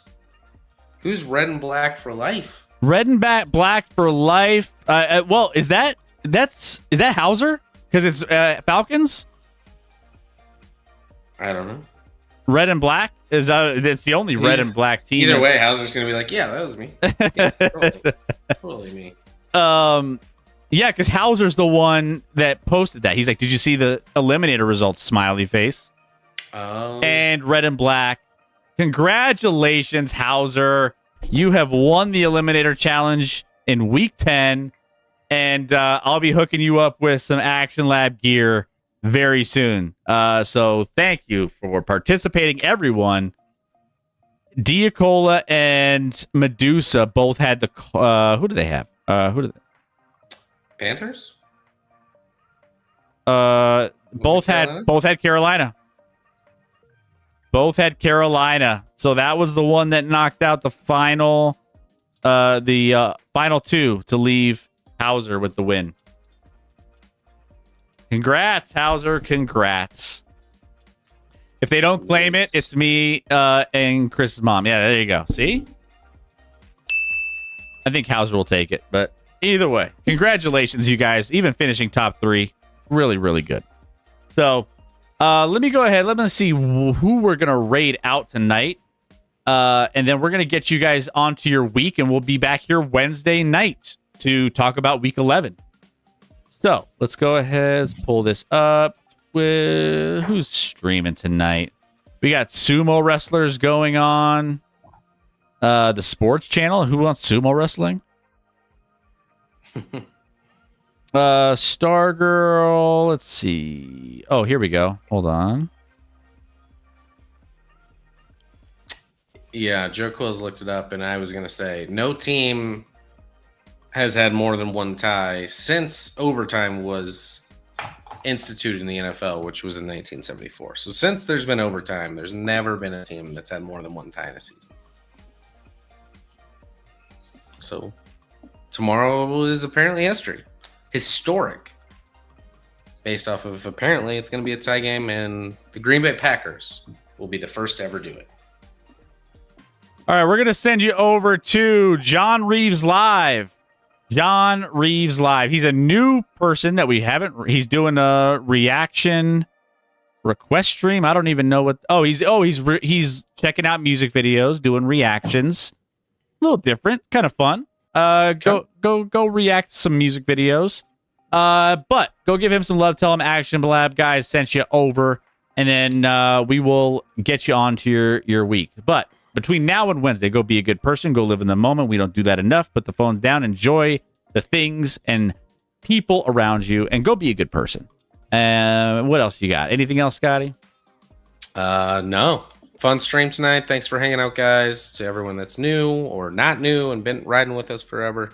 Appreciate you all. We'll see you back on Wednesday for a preview. And then next Sunday in the stream, either Chris and I will be pissed off. So that'll be fun. It'll be One of us will definitely be pissed off. And maybe Chris less so than me. I'll be pissed off. I mean, well, who knows? I'm pissed off enough. I'll be pissed off enough watching this offense. So that'll be good. That'll be good enough for both of us to hit that level. But love you guys. Have a great night. And we will see you back here Wednesday. Appreciate y'all. Good night. Deuces. Deuces.